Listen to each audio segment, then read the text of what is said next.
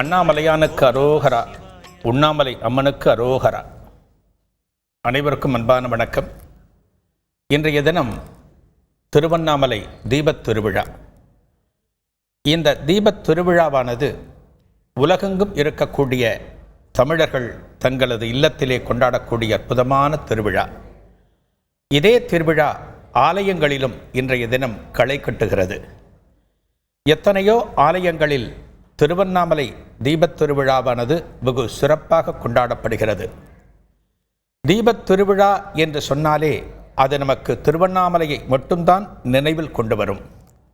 ஒரு கும்பமேளா என்று சொன்னால் அலகாபாத்தை நினைவுக்கு கொண்டு வருவது போல, அழகர் ஆற்றில் இறங்குவது என்று சொன்னால் மதுரையை நினைவுபடுத்துவது போல, மகாமகம் என்று சொன்னால் கும்பகோணத்தை நினைவுபடுத்துவது போல, இந்த தீபத் திருவிழா திருவண்ணாமலை திருத்தலத்திற்கே உரித்தானது. அற்புதமான அந்த திருவிழா இன்றைய தினம் கார்த்திகை மாதம் பௌர்ணமி தினத்தன்று வெகு சிறப்பாக இன்னும் சற்று நேரத்தில் ஏற்ற இருக்கிறார்கள். திருவண்ணாமலை திருத்தலத்தை பற்றி நாம் அதிகம் தெரிந்து வைத்திருக்கிறோம். என்ன காரணத்தினால் என்றால், உலகத்திலேயே மிகவும் சிறப்பான திருத்தலமாக போற்றப்படக்கூடியது திருவண்ணாமலை. இந்த திருவண்ணாமலை திருத்தலத்திலே அருளக்கூடிய அண்ணாமலையான் என்கிற அருணாச்சலேஸ்வரரை உலகத்தில் இருக்கக்கூடிய அத்தனை ஆன்மீக அன்பர்களும் கொண்டாடுகிறார்கள். பஞ்சபூத திருத்தலங்களிலே அக்னித்தலமாக கொண்டாடப்படுகிறது திருவண்ணாமலை. இதில் ஒவ்வொரு பஞ்சபூதத்திற்கும், அதாவது நீருக்கு திருவானைக்காவலையும், நெருப்பிற்கு இந்த திருவண்ணாமலை திருத்தலத்தையும், வாயுவிற்கு காளகஸ்தி திருத்தலத்தையும், ஆகாயத்திற்கு சிதம்பரம் திருத்தலத்தையும் நாம் கொண்டாடி வருகிறோம். இந்த திருத்தலத்திலே எண்ணற்ற புராண நிகழ்வுகள் நடந்திருக்கின்றன. அருளாளர்களின் அருளாடல்களும் நிறைய நிகழ்ந்திருக்கின்றன. சித்தர்கள் பூமி என்று சொன்னாலே அது முதலில் நமக்கு நினைவுக்கு கொண்டு வருவது இந்த திருவண்ணாமலை திருத்தலத்தை. குகை நமச்சிவாயர், குரு நமச்சிவாயர், பகவான் ரமணர், சேஷாத்ரி சுவாமிகள், யோகி ராம் சுரத்குமார், இன்னும் எண்ணற்ற மகான்களை நமக்கெல்லாம் கொடுத்த பூமி இந்த திருவண்ணாமலை திருத்தலம். இந்த திருவண்ணாமலை திருத்தலத்திலே காணப்படக்கூடிய அந்த மலையானது சிவனின் வடிவாக வணங்கப்படுகிறது. இந்த திருத்தலத்திலே மலையே சிவன், சிவனே மலை. வேறு எங்கும் காண முடியாத அற்புதமான விசேஷம் இந்த விசேஷம். இந்த திருத்தலத்திலே என்ன காரணத்தினால் தீபத் திருவிழா வெகு சிறப்பாக கொண்டாடப்படுகிறது என்பதற்கெல்லாம் புராண கதை உண்டு. அதையெல்லாம் நாம் பார்க்க இருக்கிறோம். இந்த தீபம் என்பது நமது மனதிலே இருக்கக்கூடிய இருளை அகற்றக்கூடியது. நமது உடம்புக்கு வெளியில் இருக்கக்கூடிய மாசுகளை அகற்றுவதற்கு எண்ணற்ற வழிகள் உண்டு. நாம் நீராடலாம், வாசனாதி திரவியங்களை தெளித்துக் கொள்ளலாம். ஆனால் மனதிலே இருக்கக்கூடிய அழுக்கை அகற்றுவதற்கு தீபம்தான் துணை புரியும். ஒரு தீபத்தை நாம் ஏற்றி வைத்தாலே எண்ணற்ற பலன்கள் நமக்கு கிடைக்கும் என்று ஆன்மீக நூல்கள் சொல்கின்றன. அந்த வகையிலே இன்றைய தினம் திருவண்ணாமலையில் ஏற்றப்படக்கூடிய மகாதீபம் வெகு சிறப்பு வாய்ந்தது. இதோ ஆலயத்திலே கூடியிருக்கின்ற பக்தர்கள் வெள்ளத்தை நாம் காண்கின்றோம். இந்த ஆலயத்திலே 9 கோபுரங்கள் காணப்படுகின்றன. பிரதான 4 கோபுரங்கள் உட்பட ஏனைய கோபுரங்கள் ஒவ்வொன்றுக்கும் ஒரு சிறப்பு உண்டு. இந்த திருத்தலத்திலே இன்றைக்கு மாலை மிகச் சரியாக 6 மணிக்கு மகாதீபமானது மலையிலே ஏற்றப்பட உள்ளது. இந்த திருத்தலத்திலே ஏற்றப்படுகின்ற இந்த தீபத்தை நாம் தரிசித்தால் நமக்கு என்னென்ன பலன்கள் கிடைக்கும் என்று புராணங்களிலே சொல்லப்பட்டிருக்கிறது. இதோ பக்தர்கள் ஆர்ப்பரித்து வருகின்ற காட்சிகளை நாம் காண்கின்றோம். இன்றைய தினம் திருவண்ணாமலை திருத்தலத்தில் மட்டுமே சுமார் 10 லட்சத்திற்கும் மேற்பட்ட பக்தர்கள் குவிந்திருப்பார்கள் என்று சொல்லப்படுகிறது. தமிழகத்தின் பல பகுதிகளில் இருந்தும் விசேஷ பேருந்துகளும் சிறப்பு ரயில்களும் இந்த திருத்தலத்திற்கு விடப்பட்டுள்ளன. பக்தர்கள் பல நாட்களாகவே இந்த திருவண்ணாமலை திருத்தலத்திலே குவிந்திருக்கிறார்கள். இது 10 நாள் திருவிழா. இந்த திருவண்ணாமலை திருத்தலத்திலே தீபத் திருவிழா எப்போது துவங்கும் என்று காத்திருந்து வெளிநாடுகளில் இருந்தெல்லாம் பக்தர்கள் வந்து இந்த திருவண்ணாமலை திருத்தலத்தை முற்றுகையிடுவார்கள். இந்த திருத்தலத்திலே தங்குவதற்கு நமக்கெல்லாம் இடமே கிடைக்காது. அந்த வகையிலே இன்றைக்கு திமிலோகப்படுகிறது திருவண்ணாமலை. இதோ நெடுதுயர்ந்த அந்த மலையை தற்போது நாம் காண்கின்றோம். இந்த ஆலயத்தினே உற்சவர் விக்கிரகத்தை, அதாவது அலங்கரிக்கப்பட்ட அந்த திருவருவத்தை தற்போது நாம் தரிசித்தோம். கார்த்திகை மாதம் என்பது கார்காலம் என்று சொல்லப்படும், அதாவது இருள் அதிகம் நிறைந்து காணப்படும். தற்போது நாம் பார்த்தபோதே ஒரு காட்சியில் அந்த கோபுரங்கள் அனைத்தும் சற்றே இருளில் இருப்பது போல நாம் கண்டோம். இந்த காலத்திலே இருள் அதிகம் காணப்படுவதால், அதாவது பொழுது விடிந்தும் இருள் அகலாமல் இருக்கின்ற காரணத்தினால், பொழுது சாய்ந்தும் இருள் முன்கூட்டியே வந்துவிடுகின்ற காரணத்தினால், இந்த காலத்திலே காலையிலும் மாலையிலும் தீபம் ஏற்றி வழிபடுவது வாடிக்கை. பொதுவாக ஒரு இல்லத்திலே ஏற்றப்படுகின்ற தீபமானது வெளிச்சம் தருவதற்கு மட்டுமல்ல, அதாவது வெளியே வெளிச்சம் தருவதற்கு மட்டுமல்ல, நமக்குள்ளே இருக்கக்கூடிய மாசுகளை அகற்றக்கூடியதுதான் அந்த தீபம்.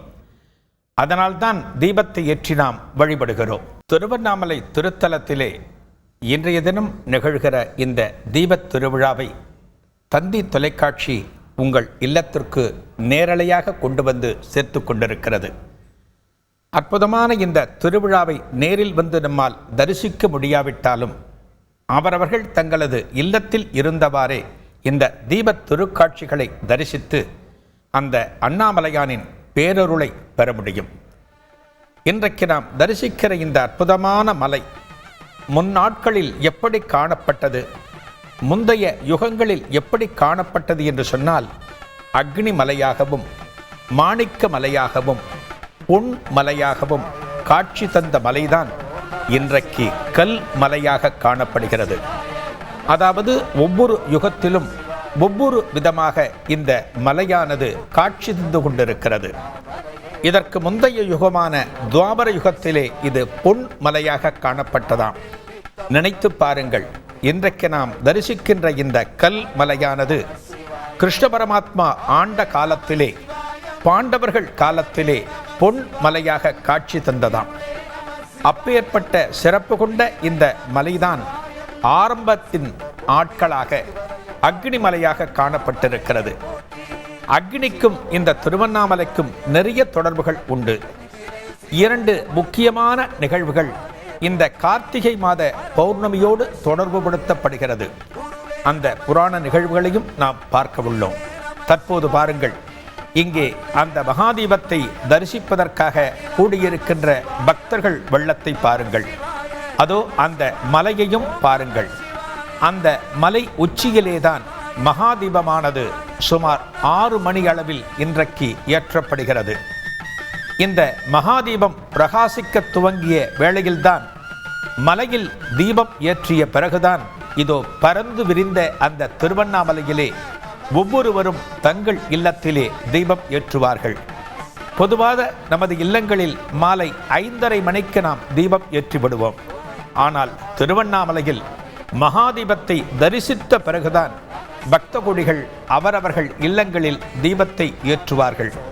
அதோ அந்த கோபுரங்களை தரிசியுங்கள். கோபுர தரிசனம் கோடி புண்ணியத்தை கொடுக்க வல்லது. 9 கோபுரங்கள் பிரதானமாக இந்த ஆலயத்திலே காணப்படுகின்றன. நெடுதுயர்ந்த அந்த கொடிமரத்தை தற்போது நாம் தரிசித்துக் கொண்டிருக்கிறோம். ஆலயின் விமானங்களை தற்போது நாம் தரிசித்துக் கொண்டிருக்கிறோம். இன்றைய நாளிலே இந்த வைபவத்திலே வெகு சிறப்பாக போற்றப்படக்கூடியவர் அர்த்தநாரீஸ்வரர். அர்த்தநாரீஸ்வரர் என்பவர் சிவனுடைய ஒரு வடிவம். அதாவது உடலின் இடப்பாகத்திலே உமாதேவி, வலப்பாகத்திலே சிவபெருமான். இன்றைக்கு நடக்கிற இந்த தீபத் திருவிழாவின் பின்னணியாக இருக்கக்கூடியவரும் இந்த அர்த்தநாரீஸ்வரர் தான். அவரை பற்றியும் நாம் காண உள்ளோம். இதோ பக்தர்களை காணுங்கள். அவர்கள் அனைவரும் அண்ணாமலையானுக்கு அரோகரா, அண்ணாமலையானுக்கு அரோகரா என்கிற நாமத்தை சொல்லியபடி அந்த அண்ணாமலையானை தங்களது மனதிலே இருத்தியபடி தரிசித்துக் கொண்டிருக்கிறார்கள். அக்னி பகவானுக்கு உரிய நாள் செவ்வாய். அக்னி பகவானுக்கு உரிய கிரகம் அங்காரகன். எனவே இந்த ஆலயத்திலே செவ்வாய் தினத்தில், அதாவது செவ்வாய்க்கிழமையில் இந்த அண்ணாமலையானை வழிபடுவது வெகு சிறப்பான ஒன்றாக சொல்லப்படுகிறது. இந்த திருத்தலத்திலே வெகு விசேஷமான நாள் எது என்று சொன்னால் பௌர்ணமி, அதுபோல பிரதோஷம், மாத சிவராத்திரி, வாராவாரம் வரக்கூடிய திங்கட்கிழமை, அதாவது சிவனுக்கு உகந்த தினம். இந்த தினங்களில் எல்லாம் ஆலயத்திலே கூடுகின்ற பக்தர்களின் எண்ணிக்கை கணக்கில் சொல்லி மாளாது. இதோ பக்தர்களை காண்கின்றோம். இந்த பக்தர்கள் அனைவருமே அந்த தீபத்தை தரிசிக்க வேண்டும். அந்த தீபமானது நமது மனதிலே ஒரு புது மலர்ச்சியை ஏற்படுத்த வேண்டும், மன இருளை அகற்ற வேண்டும் என்கின்ற காரணத்தினாலே அண்ணாமலையானுக்கு அரோகரா என்று சொல்லியபடி இங்கே காத்திருக்கின்ற காட்சிகளை நாம் பார்த்து கொண்டிருக்கிறோம். இன்றைய தினம் கார்த்திகை தினம். நேற்றைய நட்சத்திரம் பரணி, நாளைய நட்சத்திரம் ரோகிணி. இந்த 3 நாட்களிலும் நமது இல்லங்களிலே தீபங்களை ஏற்ற வேண்டும். ஆலயங்களிலும் ஏற்றுவது வழக்கம். பரணி தீபம் ஏற்றுவது நமது வாழ்க்கையிலே ஐஸ்வர்யத்தை கொடுக்க வல்லது. கார்த்திகை தீபம், அதாவது இன்றைய தினத்திலே நாம் தீபம் ஏற்றினால் நமக்கு என்ன பலன் கிடைக்கும் என்று கேட்டால், தீவினைகள் அகலும், அதாவது பாவங்கள் அகலும், நமக்கு முக்தி என்கின்ற மோட்சமானது கிடைக்கும். நாளைய தினம் ரோகிணி தினத்திலே தீபம் ஏற்றினால் சகல ஜீவராசிகளும் முக்தி பெறும் என்று சொல்லப்படுகிறது. தஞ்சை மாவட்டத்திலே இந்த தினத்தை எப்படி சொல்வார்கள் என்றால், ரோகிணி தினத்தில் தீபம் ஏற்றுவதை குப்பை கார்த்திகை என்று சொல்வார்கள். சகல ஜீவராசிகள் என்று சொல்கிற போது ஈ, நண்டு, நாய், நரி, கொசு, சகலவிதமான தாவரங்கள் என்று அனைத்துமே வரும். அனைத்து விதமான ஜீவராசிகளுக்கும் ஒரு முக்தியை கொடுக்கக்கூடிய தினம்தான் ரோகிணி தினம். அதனால் நாளைய தினத்திலும் உங்கள் இல்லத்திலே தீபங்களை ஏற்றுங்கள். அந்த தீபமானது சகல ஜீவராசிகளுக்கும் முக்தியை கொடுக்க வல்லது. இதோ திருவண்ணாமலை திருத்தலத்திலே பக்தர்கள் வெள்ளத்தை நாம் பார்த்து கொண்டிருக்கிறோம். அதாவது இறைவனுடைய தரிசனம் என்பது நமது சகலவிதமான பிணிகளையும் போக்க வல்லது. அந்த பிணிகள் அகன்றுவிட்டால் நமது மனதிலே ஒரு மகிழ்ச்சியானது, ஒரு மலர்ச்சியானது ஏற்படும். அந்த மலர்ச்சியை நாம் பெற வேண்டும் என்பதற்காக, அந்த இறை இன்பத்தை அனுபவிக்க வேண்டும் என்பதற்காக இதோ பக்த கோடிகள் இந்த திருவண்ணாமலையிலே திரண்டிருக்கிறார்கள். மிக நெடுதுயர்ந்த கொப்பரையிலே அந்த கொப்பரையானது மலைக்கு மேலே கொண்டு செல்லப்பட்டு அதில் 650 கிலோ நெய் ஊற்றப்பட்டு மிகப்பெரிய திரி போடப்பட்டு அந்த தீபம்தான் ஏற்றப்பட உள்ளது. இந்த தீபத் திருவிழா காலத்திலே அண்ணாமலையானை தரிசிப்பதற்கு நாம் கொடுத்து வைத்திருக்க வேண்டும். இந்த திருவண்ணாமலையிலே வசிக்கக்கூடிய அன்பர்கள் அனைவருமே தங்களது இல்லங்களிலும் கடைகளிலும் அலுவலகங்களிலும் இன்றைய தினம் தீபம் ஏற்றி வைத்து ஆனந்தப்படுவார்கள். தீபத்தை பார்த்தாலே மனதிற்கு ஒரு மகிழ்ச்சியை கொடுக்கும். அந்த தீப ஜோதி பிரகாசமானது மனதிற்கு ஆனந்தத்தை கொடுக்கக்கூடியது. கார்த்திகை தீப காட்சியை கண்டு தரிசித்தவர்களின் கண்கள்தான் கண்கள், மற்றவர்களின் கண்கள் வெறும் புண்கள் என்பார் பொய்கை ஆழ்வார். அதாவது இந்த கார்த்திகை தீபத்தை நாம் தரிசித்திராவிட்டால், தரிசிக்க முடியாவிட்டால் எந்த வகையிலும் பலன் இல்லை என்கிறார் பொய்கையாழ்வார். கார்த்திகை தீபக்காலத்தில் விரதம் இருந்து சிவனையும் அம்பாளையும் வழிபடுவது மிகுந்த பலன்களை கொடுக்கக்கூடியது. உமையவளான அம்பிகையே ஒருமுறை கார்த்திகை பௌர்ணமி விரதம் இருந்து தனக்கு ஏற்பட்ட ஒரு தோஷத்தில் இருந்து நிவாரணம் பெற்றதாக தேவி புராணம் சொல்கிறது. பகீரதன் இந்த விரதம் இருந்து பலன் பெற்றிருக்கிறான். தான் இழந்த தேசத்தை மீண்டும் பெறுவதற்கு திரிசங்கு மன்னன் இந்த கார்த்திகை தீப விரதம் இருந்திருக்கிறான். அத்தகைய சிறப்பான அந்த தீபத் திருவிழாவைத்தான் தந்தி தொலைக்காட்சி உங்களுக்கு நேரலையாக தற்போது வழங்கி கொண்டிருக்கிறது. இதோ அற்புதமான அந்த மலையை பாருங்கள். இந்த மலைதான் முந்தைய யுகங்களில் அக்னி மலையாகவும் மாணிக்க மலையாகவும் பொன் மலையாகவும் காட்சி தந்தது. தற்போது இந்த கலிகாலத்திலே நமக்கு கல் மலையாக காட்சி தந்து கொண்டிருக்கிறது. இதோ இறைவனது நாமங்களை முழங்கியபடி பக்தர்கள் அந்த தீபத் திருவிழா காட்சிகளை தரிசித்து கொண்டிருக்கிறார்கள். அண்ணாமலையார் கோவிலில் கார்த்திகை தீபத் திருவிழாவானது வெகு பிரசித்தி பெற்ற ஒன்று. அந்த பிரசித்தி பெற்ற திருவிழாவில் நாமும் பங்கேற்க வேண்டும் என்பதற்காக எண்ணற்ற பக்தர்கள் இந்த நகரத்திலே இன்றைய தினம் திரண்டிருக்கிறார்கள். இந்த கார்த்திகை தீபத்தை கடைப்பிடித்து சப்த மகரிஷிகளுக்கும் மேலான ஒரு இடத்தை நாரத பகவான் பெற்றிருக்கிறார். அப்பேற்பட்ட சிறப்பு கொண்ட இந்த மலையின் தொன்மை எத்துணை காலம் தெரியுமா? பல லட்சக்கணக்கான ஆண்டுகளுக்கும் முற்பட்ட மலை என்று சொல்லப்படுகிறது திருவண்ணாமலை. எத்தனையோ தலங்களுக்கு தல புராணங்களில் அந்த ஆலயத்தின் தொன்மையானது சொல்லப்படுகிறது. ஆனால் திருவண்ணாமலை திருத்தலத்திலே இதன் தொன்மை பல லட்சக்கணக்கான வருடங்களுக்கு முன்பு என்று மட்டும் சொல்லப்பட்டிருக்கிறது. புனிதமான இந்த மலையை நாம் தரிசிக்க வேண்டுமே தவிர இந்த மலையிலே ஏறக்கூடாது. அதனால்தான் இந்த மலையிலே நாம் கிரிவலம் செல்கின்றோம். அப்படியானால் தீபம் ஏற்றுவர்கள் இந்த மலையிலே ஏறுகின்றார்களே, அதோ அந்த காட்சிகள் தெரிகின்றனவே என்று உங்கள் மனதிலே ஒரு கேள்வி எழலாம். இந்த மலையிலே ஏறப்போகிறோம் என்பதற்காக 48 நாட்கள் விரதம் இருந்து சைவ உணவை உட்கொண்டு சிவபுராணம் பாடி நித்தமும் அண்ணாமலையானை தொழுது சிவனிடம் மன்னிப்பு கேட்டுவிட்டு இந்த மலையிலே ஏறுகிறார்கள் இந்த தீபத்தை ஏற்றக்கூடிய வம்சாவளியைச் சார்ந்தவர்கள். இந்த தீபத்தை ஏற்றக்கூடிய அன்பர்களுக்கு ஆலயத்திலே பரிவட்டம் கட்டப்பட்டு அவர்களுக்கு சிறப்பான மரியாதைகள் செய்யப்பட்டு அந்த பரணி தீபத்திலிருந்து தீபம் ஏற்றப்பட்டு அதை ஒரு அக்னி சட்டியில் சுமந்து மலைக்கு மேலே சென்றிருக்கிறார்கள். அந்த தீபத்தில் இருந்துதான் மகா தீபமானது ஏற்றப்படும். இந்த மலையிலே ஏன் ஏறக்கூடாது?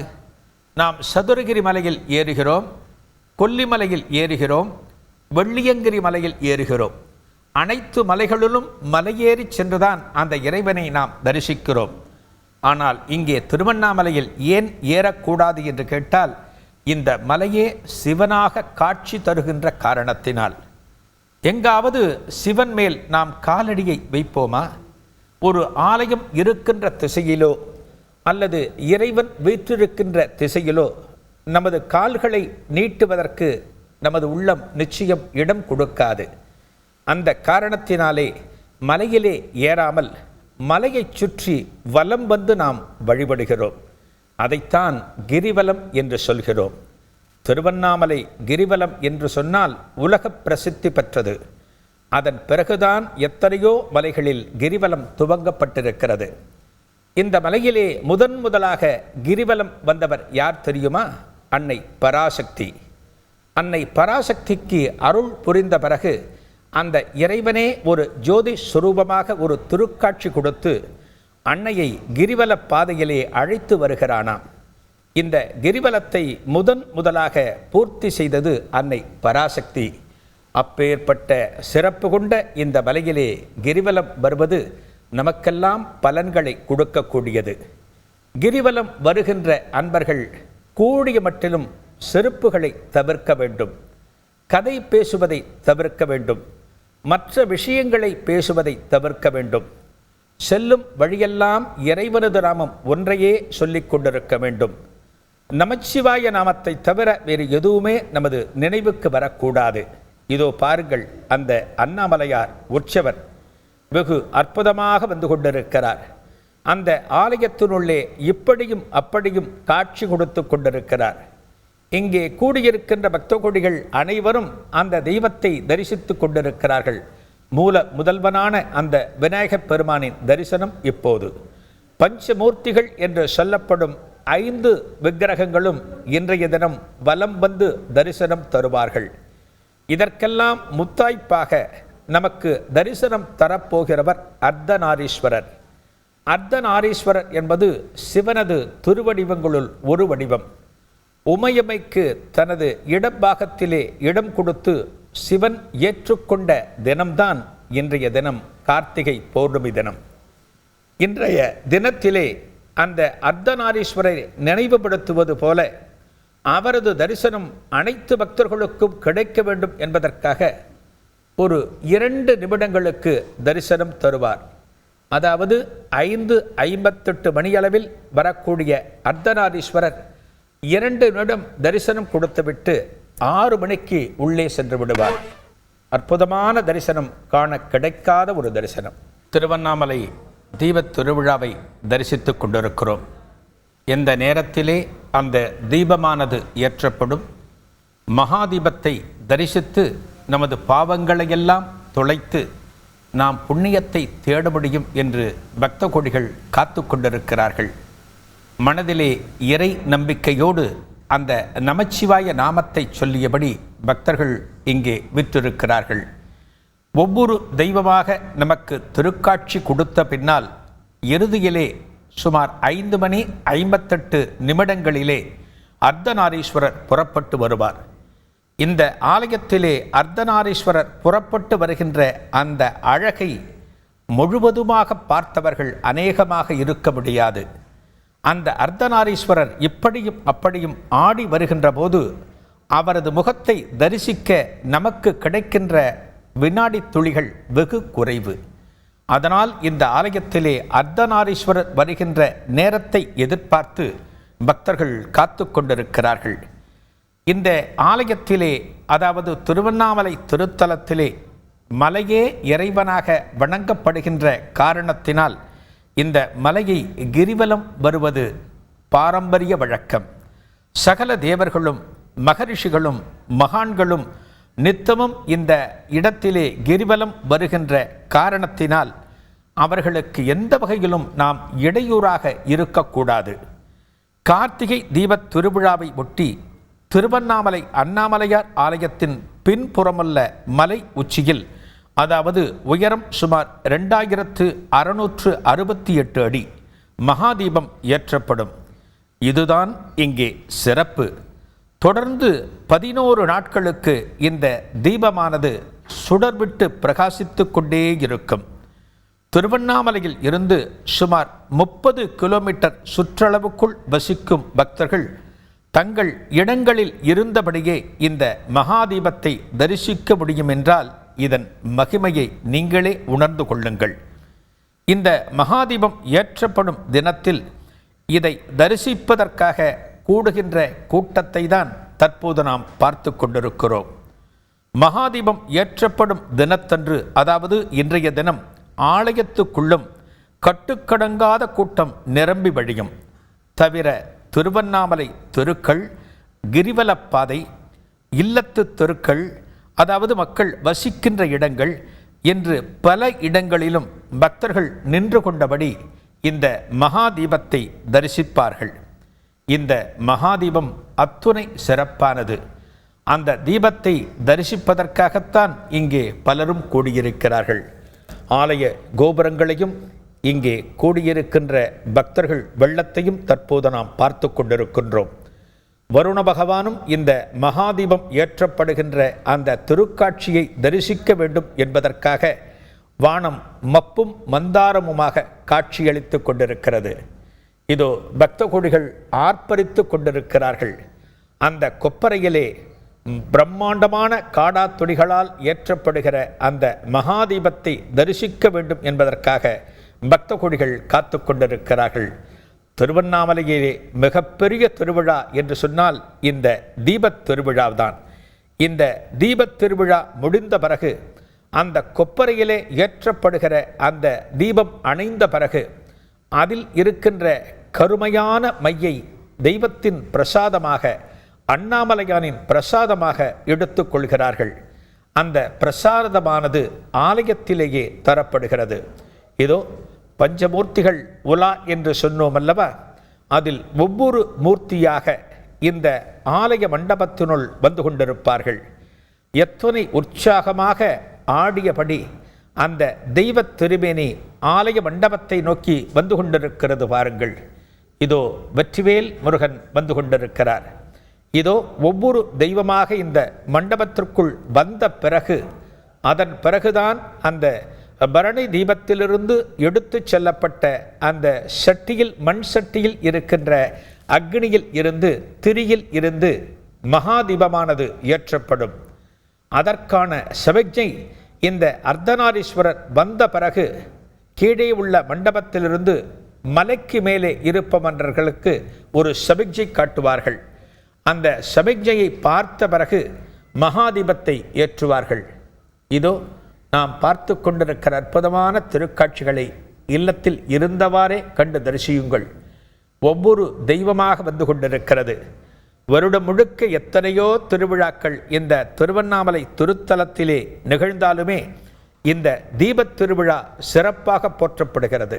திருவண்ணாமலை தீபத் திருவிழாவை நாம் தரிசித்து கொண்டிருக்கிறோம். அற்புதமான அந்த மகாதீபம் ஏற்றப்படுகின்ற தருணமானது மெல்ல மெல்ல நெருங்கி கொண்டிருக்கிறது. இன்றைய தினம் மகாதீபம், நேற்றைய தினம் பரணி தீபம். இந்த ஆலயத்திலே இந்த திருவிழாவின் முதல் விசேஷம் என்று சொல்லப்படுவது பரணி தீபம். அந்த பரணி தீபமானது அண்ணாமலையார் திருச்சன்னதியில் நேற்றைய தினம் அதிகாலை 4 மணிக்கு ஏற்றப்பட்டது. பரணி தீபம் ஏற்றப்படுவதை ஒட்டி இதை தரிசிக்க வேண்டும் என்கின்ற ஆவலிலே பல்லாயிரக்கணக்கானோர் ஆலயத்திலே நேற்றைய தினம் குவிந்தார்கள். இது வருடா வருடம் நடக்கக்கூடிய வாடிக்கை. இதற்கு ஏற்றாற்போல நேற்றைய தினம் அதிகாலை 2 மணிக்கே, அதாவது பரணி தீபத்தன்று ஆலயத்தின் நடை 4 மணிக்கு திறக்கப்படும். சுமார் 2 மணி நேரம் முன்னதாகவே பக்தர்கள் ஆலயத்தினுள் குவிந்திருப்பார்கள். நடை திறக்கப்பட்டவுடன் அண்ணாமலையானுக்கு அரோகரா என்கிற கோஷத்தை சொல்லியபடி அந்த பரணி தீபத்தை தரிசிக்க வேண்டும் என்பதற்காக ஆலயத்தினுள் நுழைவார்கள். அந்த வேளையிலே அர்த்த மண்டபத்திலே அடுத்து நடக்கக்கூடிய தீப நிகழ்வுகளுக்கு உண்டான விசேஷங்களும் நடந்து கொண்டிருக்கும். அண்ணாமலையார் மற்றும் உண்ணாமலை அம்மனுக்கு விசேஷமான திரவியங்களை கொண்டு கண்கொள்ளா அபிஷேகம் நடைபெறும். அபிஷேகம் முடிந்ததும் அண்ணாமலையாருக்கு வைர கிரீடமும் தங்க கவசமும் சார்த்துவார்கள். உண்ணாமலையானுக்கு தங்க கவசம் சார்த்துவார்கள். இதோ இந்த பக்த கொடிகளை பார்த்து கொண்டிருக்கிறோம். ஆலய மண்டபத்திலே நடக்கின்ற ஒவ்வொரு வைபவமாக நாம் தரிசித்து கொண்டிருக்கிறோம். நேற்றைய தினம் நிகழ்ந்த பரணி தீபத்தை பற்றி தான் நாம் பார்த்து கொண்டிருந்தோம். இந்த பரணி தீபம் ஏற்றப்படுகின்ற வேளையிலே அர்த்த மண்டபத்திலே பஞ்சமுக தீபம் ஏற்றுவதற்கான பூஜைகளும் நடக்கும். அந்த பூஜைகள் முடிந்ததும் ஆலய சிவாச்சாரியார் 5 பெரிய அகல் விளக்குகளில் பஞ்சமுக தீபத்தை ஏற்றுவார். அதன் பின் பஞ்சமுக தீபமானது அண்ணாமலையார் சந்நிதியின் உள் பிரகாரத்தை வலம் வந்து உண்ணாமலை அம்மன் சந்நிதிக்கு கொண்டு செல்லப்பட்டு அங்கும் 5 பெரிய அகல் விளக்குகளில் பஞ்சமுக தீபம் ஏற்றப்படும். இதைத்தான் பரணி தீபம் என்று சொல்வார்கள். இந்த தீபத்தை தரிசிப்பது வெகு விசேஷம். இதோ ஆலயத்திலே பஞ்சமூர்த்திகள் என்று சொன்னோம். அந்த பஞ்சமூர்த்திகளிலே ஒவ்வொரு திருவடிவாக, அதாவது ஒவ்வொரு தெய்வமாக இந்த மண்டபத்திற்கு வந்திருந்து பக்த கொடிகளுக்கு தரிசனம் தருகின்ற அந்த திருக்காட்சிகளை நாம் பார்த்து கொண்டிருக்கிறோம். முருகப்பெருமான், உண்ணாமலையம்மான், விநாயகப் பெருமான் ஆகியோர் வந்துவிட்டார்கள். அந்த தெய்வங்கள் இங்கே வரிசையில் நின்று கொண்டிருக்கின்றன. பக்த கொடிகளுக்கு தரிசனம் தந்து கொண்டிருக்கின்றன. அடுத்து வரவேண்டிய தெய்வங்களும் வந்து முடித்த பிறகு இந்த 6 மணி வேளையில் மகாதீபமானது மலைக்கு மேலே ஏற்றப்படும். அந்த நேரத்தை எதிர்பார்த்துதான் ஆலயத்தினுள்ளே கூடியிருக்கின்ற பக்தர்களும் ஆலயத்தின் வெளியே கிரிவலப்பாதையில் கூடியிருக்கின்ற பக்தர்களும் காத்து கொண்டிருக்கிறார்கள். இந்த மகா கொப்பரையில் ஏற்றப்படுகின்ற அந்த திரிக்கு நம்மால் ஆன உதவிகளை கொடுக்க வேண்டும் என்பதற்காக பலரும் ஆலயத்திலே திரிகளை வழங்குவார்கள். இந்த மகாதீபம் நித்தமும் எரிவதற்கு நாம் நெய் கொடுக்க வேண்டும் என்பதற்காக பக்தர்கள் பலரும் நித்தமும் நெய் ஆலயத்திலே சேர்ப்பார்கள். ஒரு நாளைக்கு இந்த தீபமானது சுடர்விட்டு பிரகாசிப்பதற்கு சுமார் 650 கிலோ நெய்யானது பயன்படுத்தப்படுகிறது. சுமார் 11 நாட்கள் எரியக்கூடிய தீபம் இந்த மகா தீபம். இந்த தீபத் திருவிழா எத்தனையோ ஆண்டுகளாக இறைவன் இங்கே தீப ஜோதியாக ஒரு ஜெகத்தோதி சொரூபனாக தரிசனம் கொடுத்த காரணத்தினால் இந்த நிகழ்வானது இன்றைக்கும் நடந்து கொண்டிருக்கிறது. தற்போது ஆலயத்தினுள் அந்த மண்டபத்தினுள் நடக்கின்ற காட்சிகளை நாம் பார்த்து கொண்டிருக்கிறோம். பக்தர்கள் திரளாக கூடியிருக்கிறார்கள். இந்த கூடியிருக்கின்ற பக்தர்கள் அத்தனை பேரும் மனதிலே அண்ணாமலையானை நினைத்து அந்த பரம்பொருளை மனதிற்குள் கொண்டு வந்து அந்த தெய்வத்தை தரிசித்து கொண்டிருக்கிற காட்சிகளைத்தான் தற்போது நாம் பார்த்து கொண்டிருக்கிறோம். திருவண்ணாமலை தீபத் திருவிழாவை தரிசிப்பது என்பது அந்த இறைவன் நமக்கு அளித்த மிகப்பெரிய பேறு. ஒரு ஆலயத்தினுள் சென்று இறைவனை தரிசிப்பது என்பது நாமெல்லாம் நினைத்த மாத்திரத்தில் நமக்கு கிடைத்து விடாது. நாம் நினைத்த மாத்திரத்தில் ஒரு ஊருக்கு செல்லலாம், ஒருவரை பார்க்கலாம், ஒருவரோடு அளவலாவலாம். ஆனால் தெய்வத்தின் திருச்சந்நிதிக்கோ ஒரு மகானின் திருச்சந்நிதிக்கோ நாம் செல்ல வேண்டும் என்றால் அவர்களின் அழைப்பு நமக்கு இருந்தால்தான் அது சாத்தியமாகும். இந்த ஆலயத்திலே அந்த பரணி தீபத்தை தொடர்ந்து இன்றைய தினம் நடக்கிற மகாதீபமானது வெகு சிறப்பான திருவிழா. இந்த மகாதீபத்தை தரிசிக்க வேண்டும், மலைக்கு மேலே பிரகாசிக்கிற அந்த ஜோதி சொரூபனை, அந்த சர்வேஸ்வரனை வணங்க வேண்டும் என்பதற்காக இங்கே கூடியிருக்கின்றார்கள் பக்த கோடிகள். இந்த மகாதீபம் ஏற்றப்பட்ட பிறகு திருவண்ணாமலையில் மட்டுமல்ல, இந்த திருவண்ணாமலையை சுற்றி சுமார் 30 கிலோமீட்டர் பரப்பளவில் இருக்கின்ற அனைத்து மக்களுக்கும் இந்த தீபத்தை அவரவர்கள் இருந்த இடத்தில் இருந்தவாறே தரிசிக்க முடியும். காற்றென்ன, மழையென்ன, புயலென்ன, எத்தனை சக்திகள் கூடினாலுமே அந்த மகாதீபமானது ஒவ்வொரு வருடமும் 11 நாட்கள் சுடர்விட்டு பிரகாசிக்கும். பஞ்சபூதங்களின் சொரூபம் தானே இறைவன். அந்த இறைவன் தானே புயலுக்கும் மழைக்கும் காற்றுக்கும் காரணமாவான். அந்த புயலாலோ காற்றாலோ மழையாலோ அந்த தீபம் அணைந்துவிட முடியுமா? இறைவனின் சக்தியானது இன்றைக்கும் நிலவுகிறது, இன்றைக்கும் காணப்படுகிறது என்பதற்கு சாட்சிதான் இந்த மகா தீபம். எப்படி சபரிமலையிலே நாம் மகர ஜோதியை தரிசிக்கிறோமோ அதே போல இந்த திருவண்ணாமலை திருத்தலத்திலே மகாதீபம். இறைவன் ஜோதி சுரூபமானவன். இறைவனை வணங்குவதற்காகத்தான் நமது இல்லத்திலே ஒரு தீபத்தை ஏற்றுகிறோம். அந்த தீபமானது பல விதங்களில் காணப்படுகிறது. அகல் விளக்கு என்கிறோம், காமாட்சி விளக்கு என்கிறோம், குத்து விளக்கு என்கிறோம், பல வகையான விளக்குகளை சொல்கிறோம். அந்த தீபங்களை ஏற்றி பிரகாசிக்க செய்கிற போது நமது இல்லத்திலே ஏற்படுகின்ற மாறுதல்களை, நல்ல மாற்றங்களை அனுபவப்பட்டவர்களால் உணர முடியும்.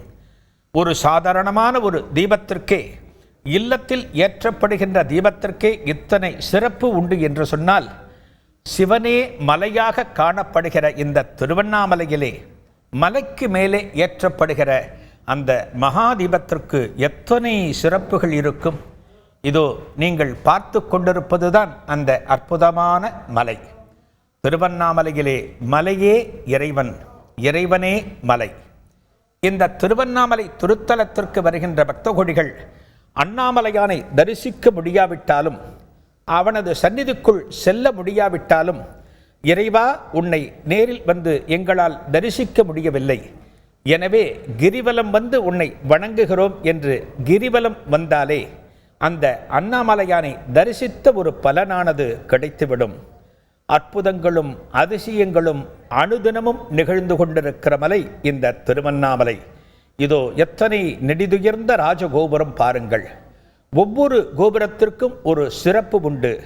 வல்லாள மகாராஜா கட்டிய ராஜகோபுரம், அம்பணி அம்மாள் கட்டிய ராஜகோபுரம் என்று இந்த ஆலயத்திலே எண்ணற்ற ராஜகோபுரங்கள் உண்டு.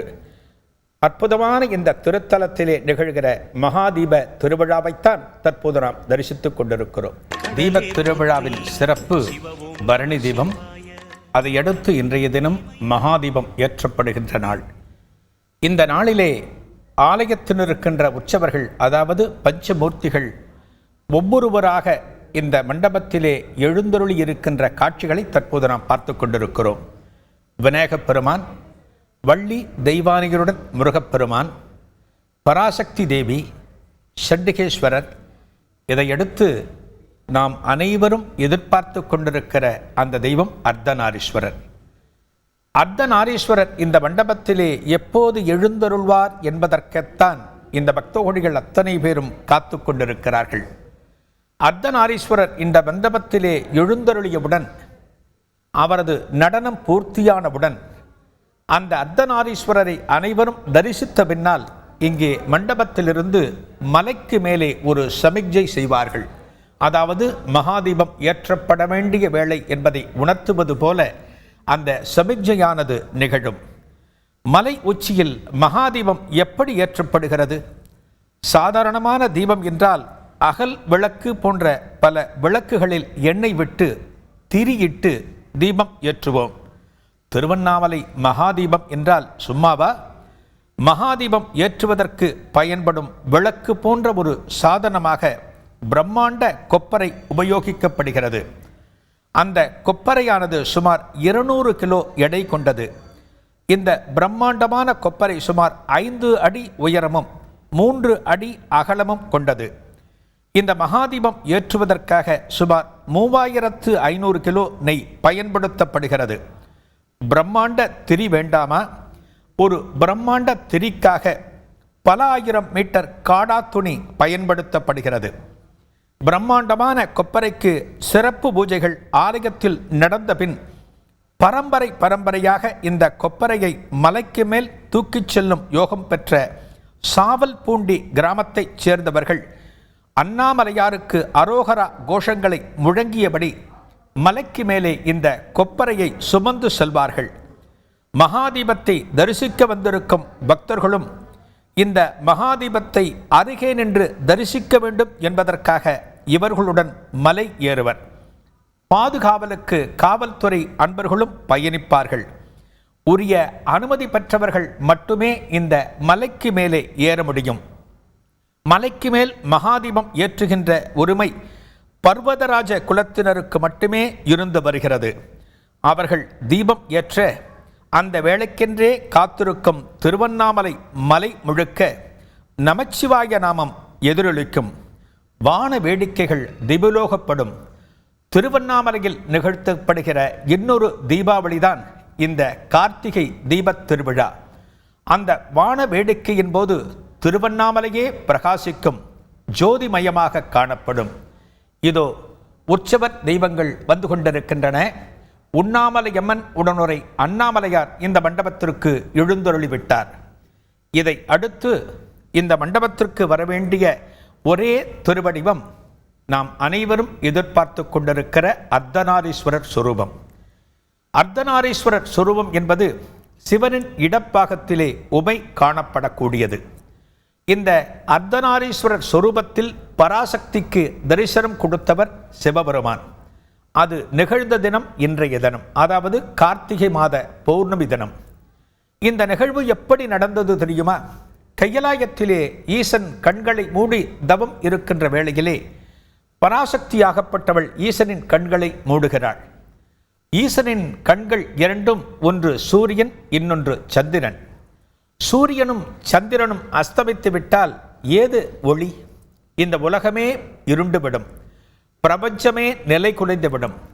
இவை நிலை குலைந்த வேளையிலே தேவியாகப்பட்டவள் தான் செய்த காரியத்தின் வீரியத்தை உணர்கிறாள்.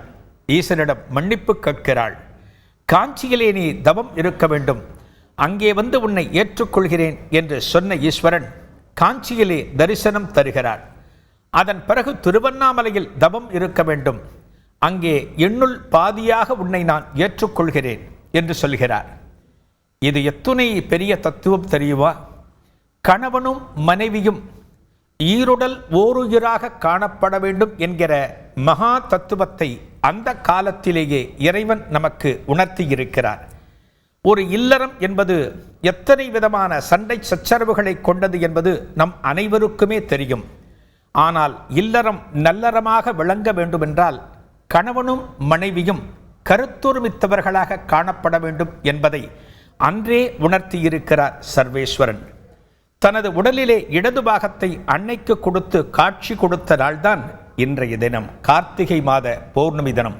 அதோ அந்த மலையை பாருங்கள், அந்த மலைக்கு மேலே செல்கிற மேகங்களை பாருங்கள். அந்த கருமேகங்கள் அனைத்தும் இந்த மகாதீபம் ஏற்றப்படுகின்ற அந்த காட்சிகளை தரிசிக்க வேண்டும் என்பதற்காகத்தான் சற்றே மெதுவாக சென்று கொண்டிருக்கின்றன போலிருக்கிறது.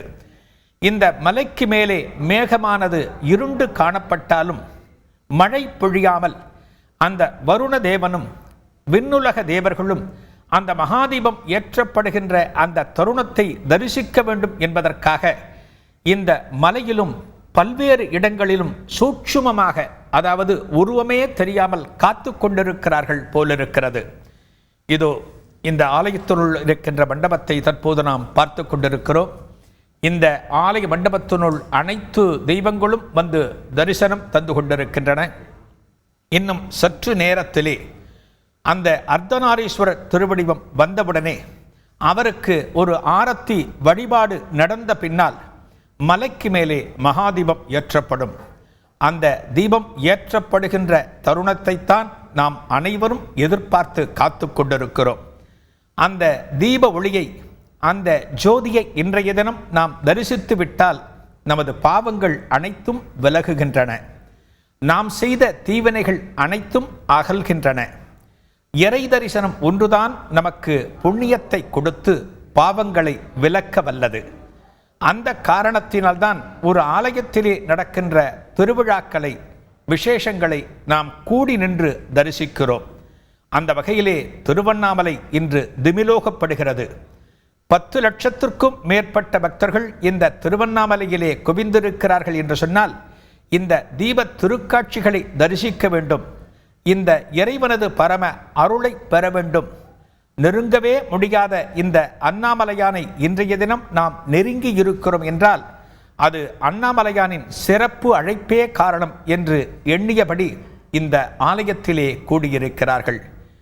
பல லட்சக்கணக்கான ஆண்டுகளுக்கு முற்பட்ட பழமையான இந்த திருவண்ணாமலை ஆலயத்தை தரிசிப்பது என்பது அத்தனை சுலபத்தில் நடக்காத ஒன்று. இந்த உலகத்திலே எத்தனையோ ஆலயங்கள் இருந்த போதிலுமே ஒவ்வொரு ஆலயத்திற்கும் ஒரு சிறப்பானது காணப்படுகிறது. இந்த திருவண்ணாமலையின் சிறப்புகள், இந்த திருவண்ணாமலையின் புராண மகிமைகள் அனைத்தையும் அத்தனை சுலபத்தில் சொல்லிவிட முடியாது.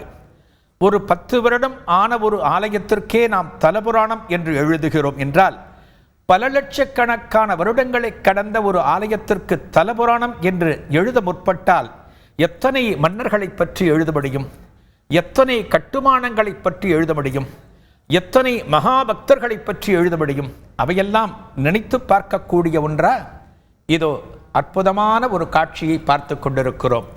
திருவண்ணாமலை நகரத்தின் அழகையும் அந்த மலையையும் அந்த கோபுரங்களையும் தற்போது நாம் தரிசித்து கொண்டிருக்கின்றோம்.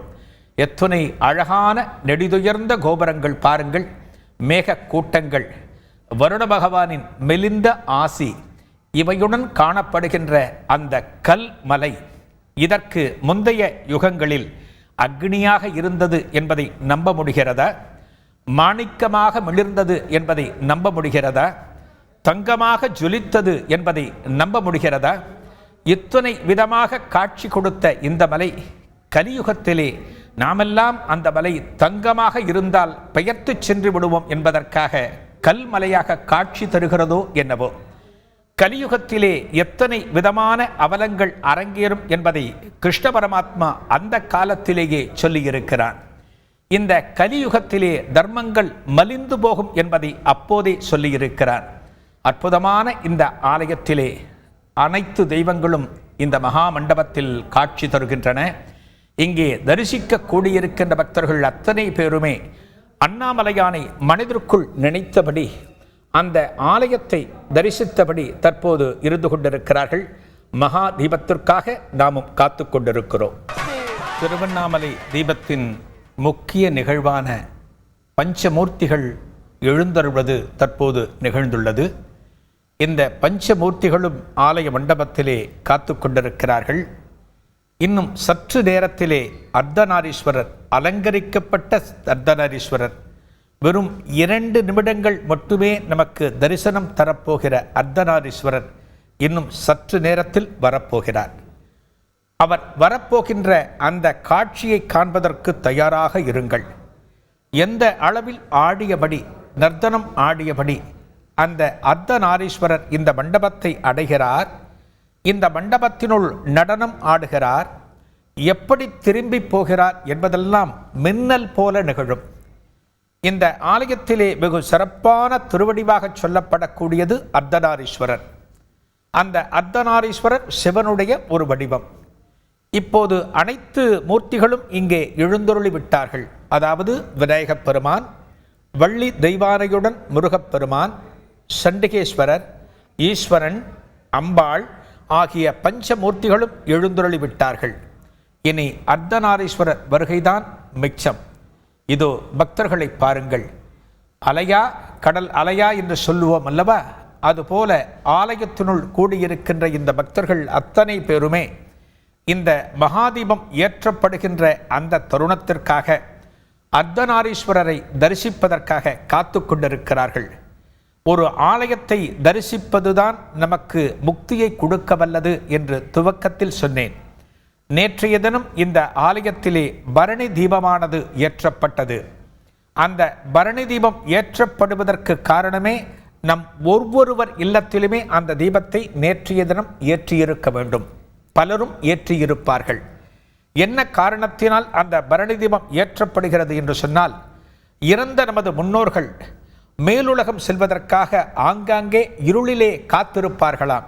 அதாவது வழி தெரியாமல் திகைத்து போவார்களாம். அவர்களுக்கெல்லாம் வழி கிடைக்க வேண்டும், வெளி கிடைக்க வேண்டும், வெளிச்சம் கிடைக்க வேண்டும் என்பதற்காக இந்த பரணி தீபத்தை நமது இல்லத்திலும் ஏற்ற வேண்டும்.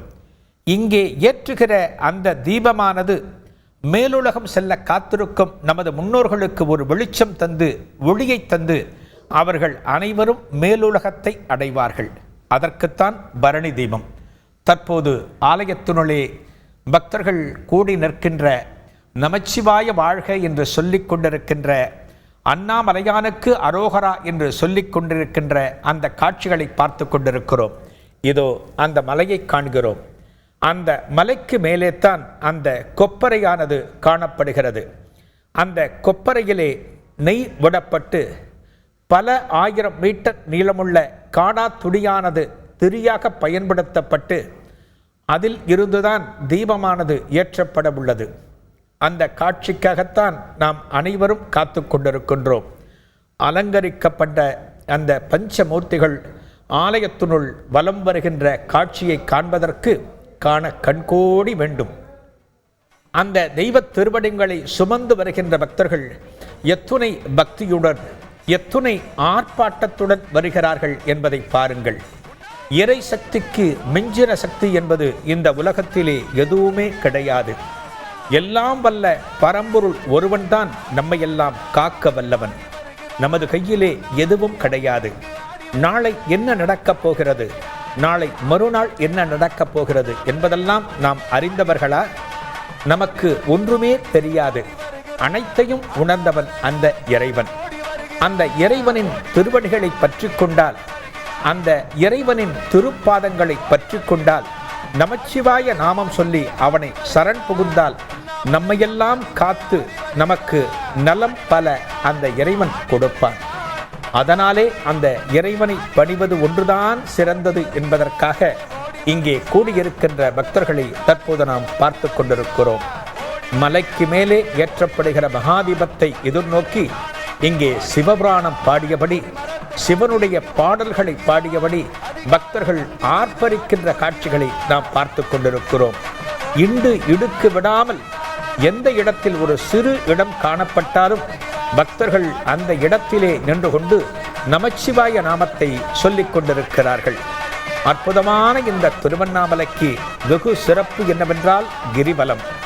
மலையே இறைவனாக காணப்படுகின்ற காரணத்தினால் இந்த மலைக்கு மேலே ஏறக்கூடாது என்பதை பார்த்தோம். இந்த திருவண்ணாமலையிலே வாழ்ந்த ரமண பகவான் இந்த மலைக்கு மேலே ஏறாமல் இந்த மலையை கிரிவலம் வந்தாராம். எப்படி கிரிவலம் வந்தார் தெரியுமா? ஒவ்வொரு அடியாக எடுத்து வைத்து வந்தாராம். ஏனென்றால் ஒவ்வொரு அடியிலும் ஆயிரக்கணக்கான லிங்கங்கள் காணப்படுவதால் அந்த லிங்கத்தின் மேல் தனது பாதம் வேகமாக பட்டு இறை நிந்தனைக்கு நாம் ஆளாவோமோ என்று அந்த ரமண பகவான் மெதுவாக அடியெடுத்து நடப்பாராம். இப்போது புரிகிறதா? இந்த திருவண்ணாமலையிலே கிரிவலம் எப்படி வர வேண்டும் என்றால் மிக நிதானமாக நடக்க வேண்டும்.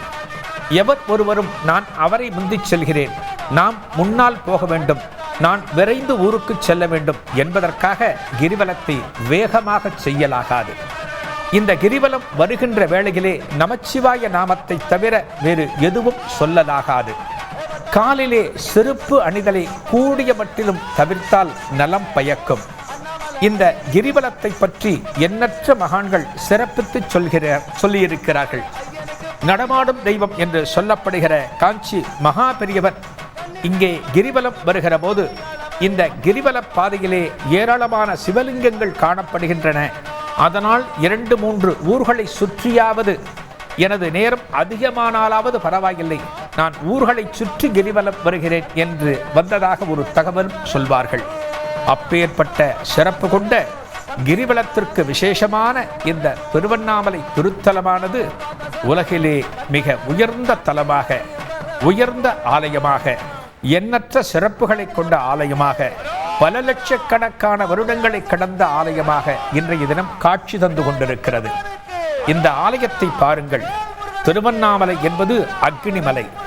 இந்த திருவண்ணாமலையிலே வெயில் காலத்திலே அக்னி நட்சத்திர காலத்திலே இந்த இறைவனுக்கு வியர்க்கும் என்பதால் வெட்டிவேர் கொண்டு அந்த ஜலத்தை அண்ணாமலையார் மீது விழச் செய்வார்களாம்.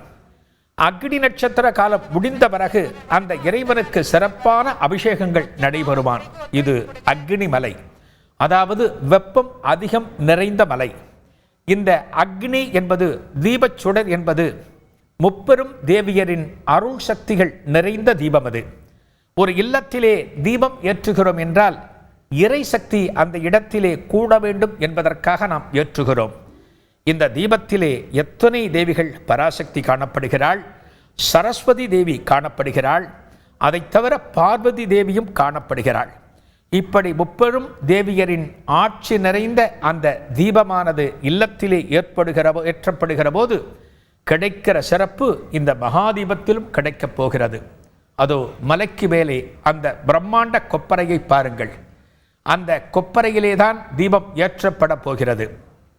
இந்த மலைக்கு கீழே ஆலய மண்டபத்தினுள் அர்த்தநாரீஸ்வரர் வந்த பிறகு, அவருக்கு சிறப்பு வழிபாடுகள் நடந்த பிறகு, அங்கிருந்து சமிக்ஞை காட்டிய பின்னால் இந்த மலைக்கு மேலே காத்து கொண்டிருக்கிறவர்கள் தீபத்தை ஏற்றுவார்கள். தீபம் மனிதனுடைய மனதில் இருக்கக்கூடிய இருளை அகற்றக்கூடியது. அப்பேற்பட்ட அந்த தீபத்தை நாம் தரிசித்தால் நமக்கு எந்த காலத்திலே மோட்சம் கிடைக்க வேண்டுமோ அந்த காலத்திலே மோட்சமானது நமக்கு கிடைக்கும். இந்த கிரிவலத்தின் இன்னொரு சிறப்பு என்னவென்றால், இந்த மலையை சுற்றி எண்ணற்ற மூலிகைகள் காணப்படுகின்றன. எண்ணற்ற சித்தர்கள் கிரிவலம் வந்து கொண்டிருக்கிறார்கள். எண்ணற்ற சித்தர்கள் வசிக்கக்கூடிய குகைகளும் காணப்படுகின்றன. இந்த கிரிவலம் வருகிற போது பெரும்பாலும், அதாவது விஷயம் அறிந்தவர்கள் மேல் சட்டை அணிந்திருக்க மாட்டார்கள்.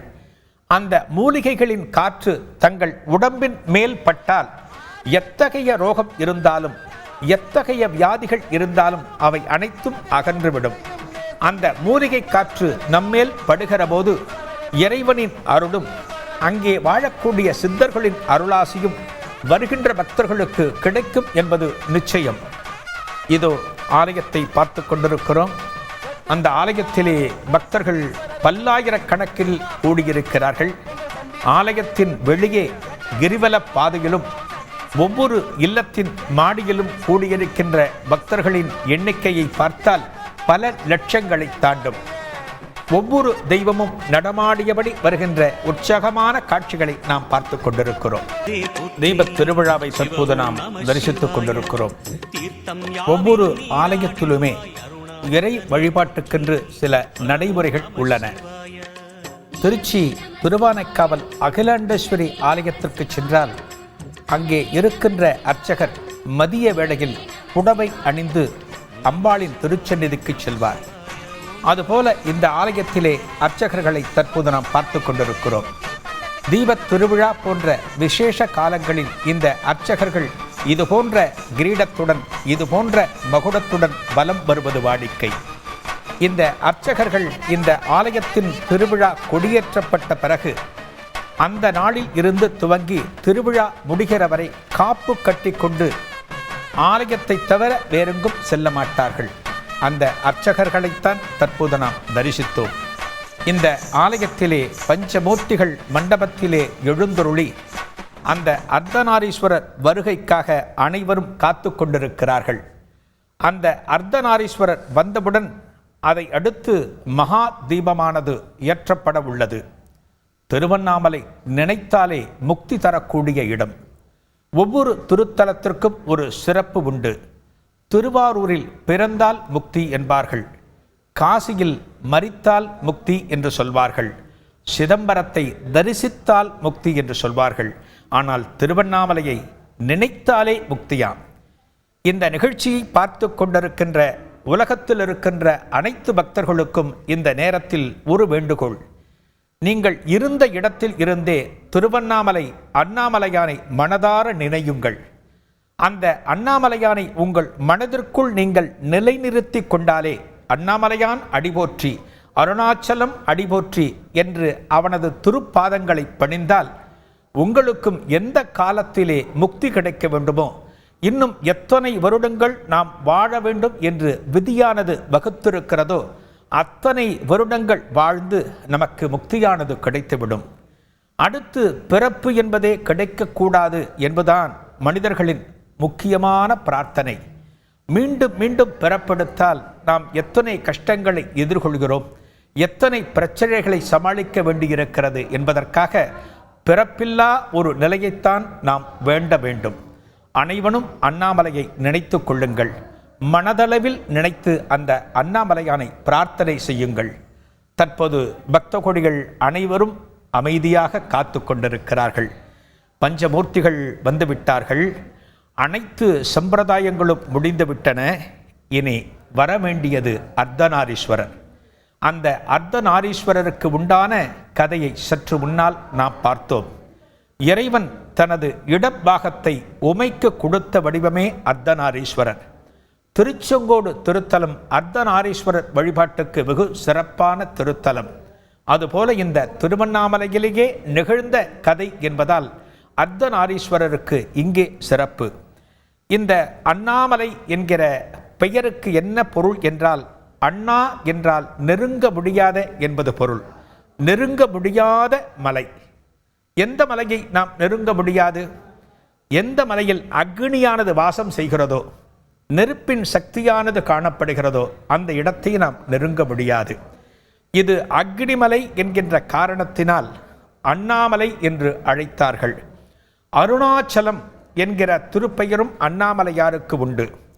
அருணன் என்றால் சூரியன், அசலம் என்றால் மலை. அருணாச்சலம் என்பதற்கு என்ன பொருள் என்றால், சூரியன் செக்கச் சிவந்து காணப்படுவான், சிவந்து காணப்படுவான். இந்த மலை அக்னியின் காரணமாக சிவந்து காணப்படுகின்ற, சிவந்து தரிசனம் தருகின்ற மலை என்கின்ற காரணத்தினாலே இந்த மலைக்கு அருணாச்சலம் என்பது பெயராயிற்று. இந்த இறைவனுக்கும் அதுவே பெயராயிற்று. இதோ ஆலயத்திலே ஒவ்வொரு தெய்வ திருவடிவங்களையும் நாம் தரிசித்து கொண்டிருக்கின்றோம். ஆலயத்தின் விமானங்களையும் கோபுரங்களையும் தற்போது நாம் தரிசித்து கொண்டிருக்கின்றோம்.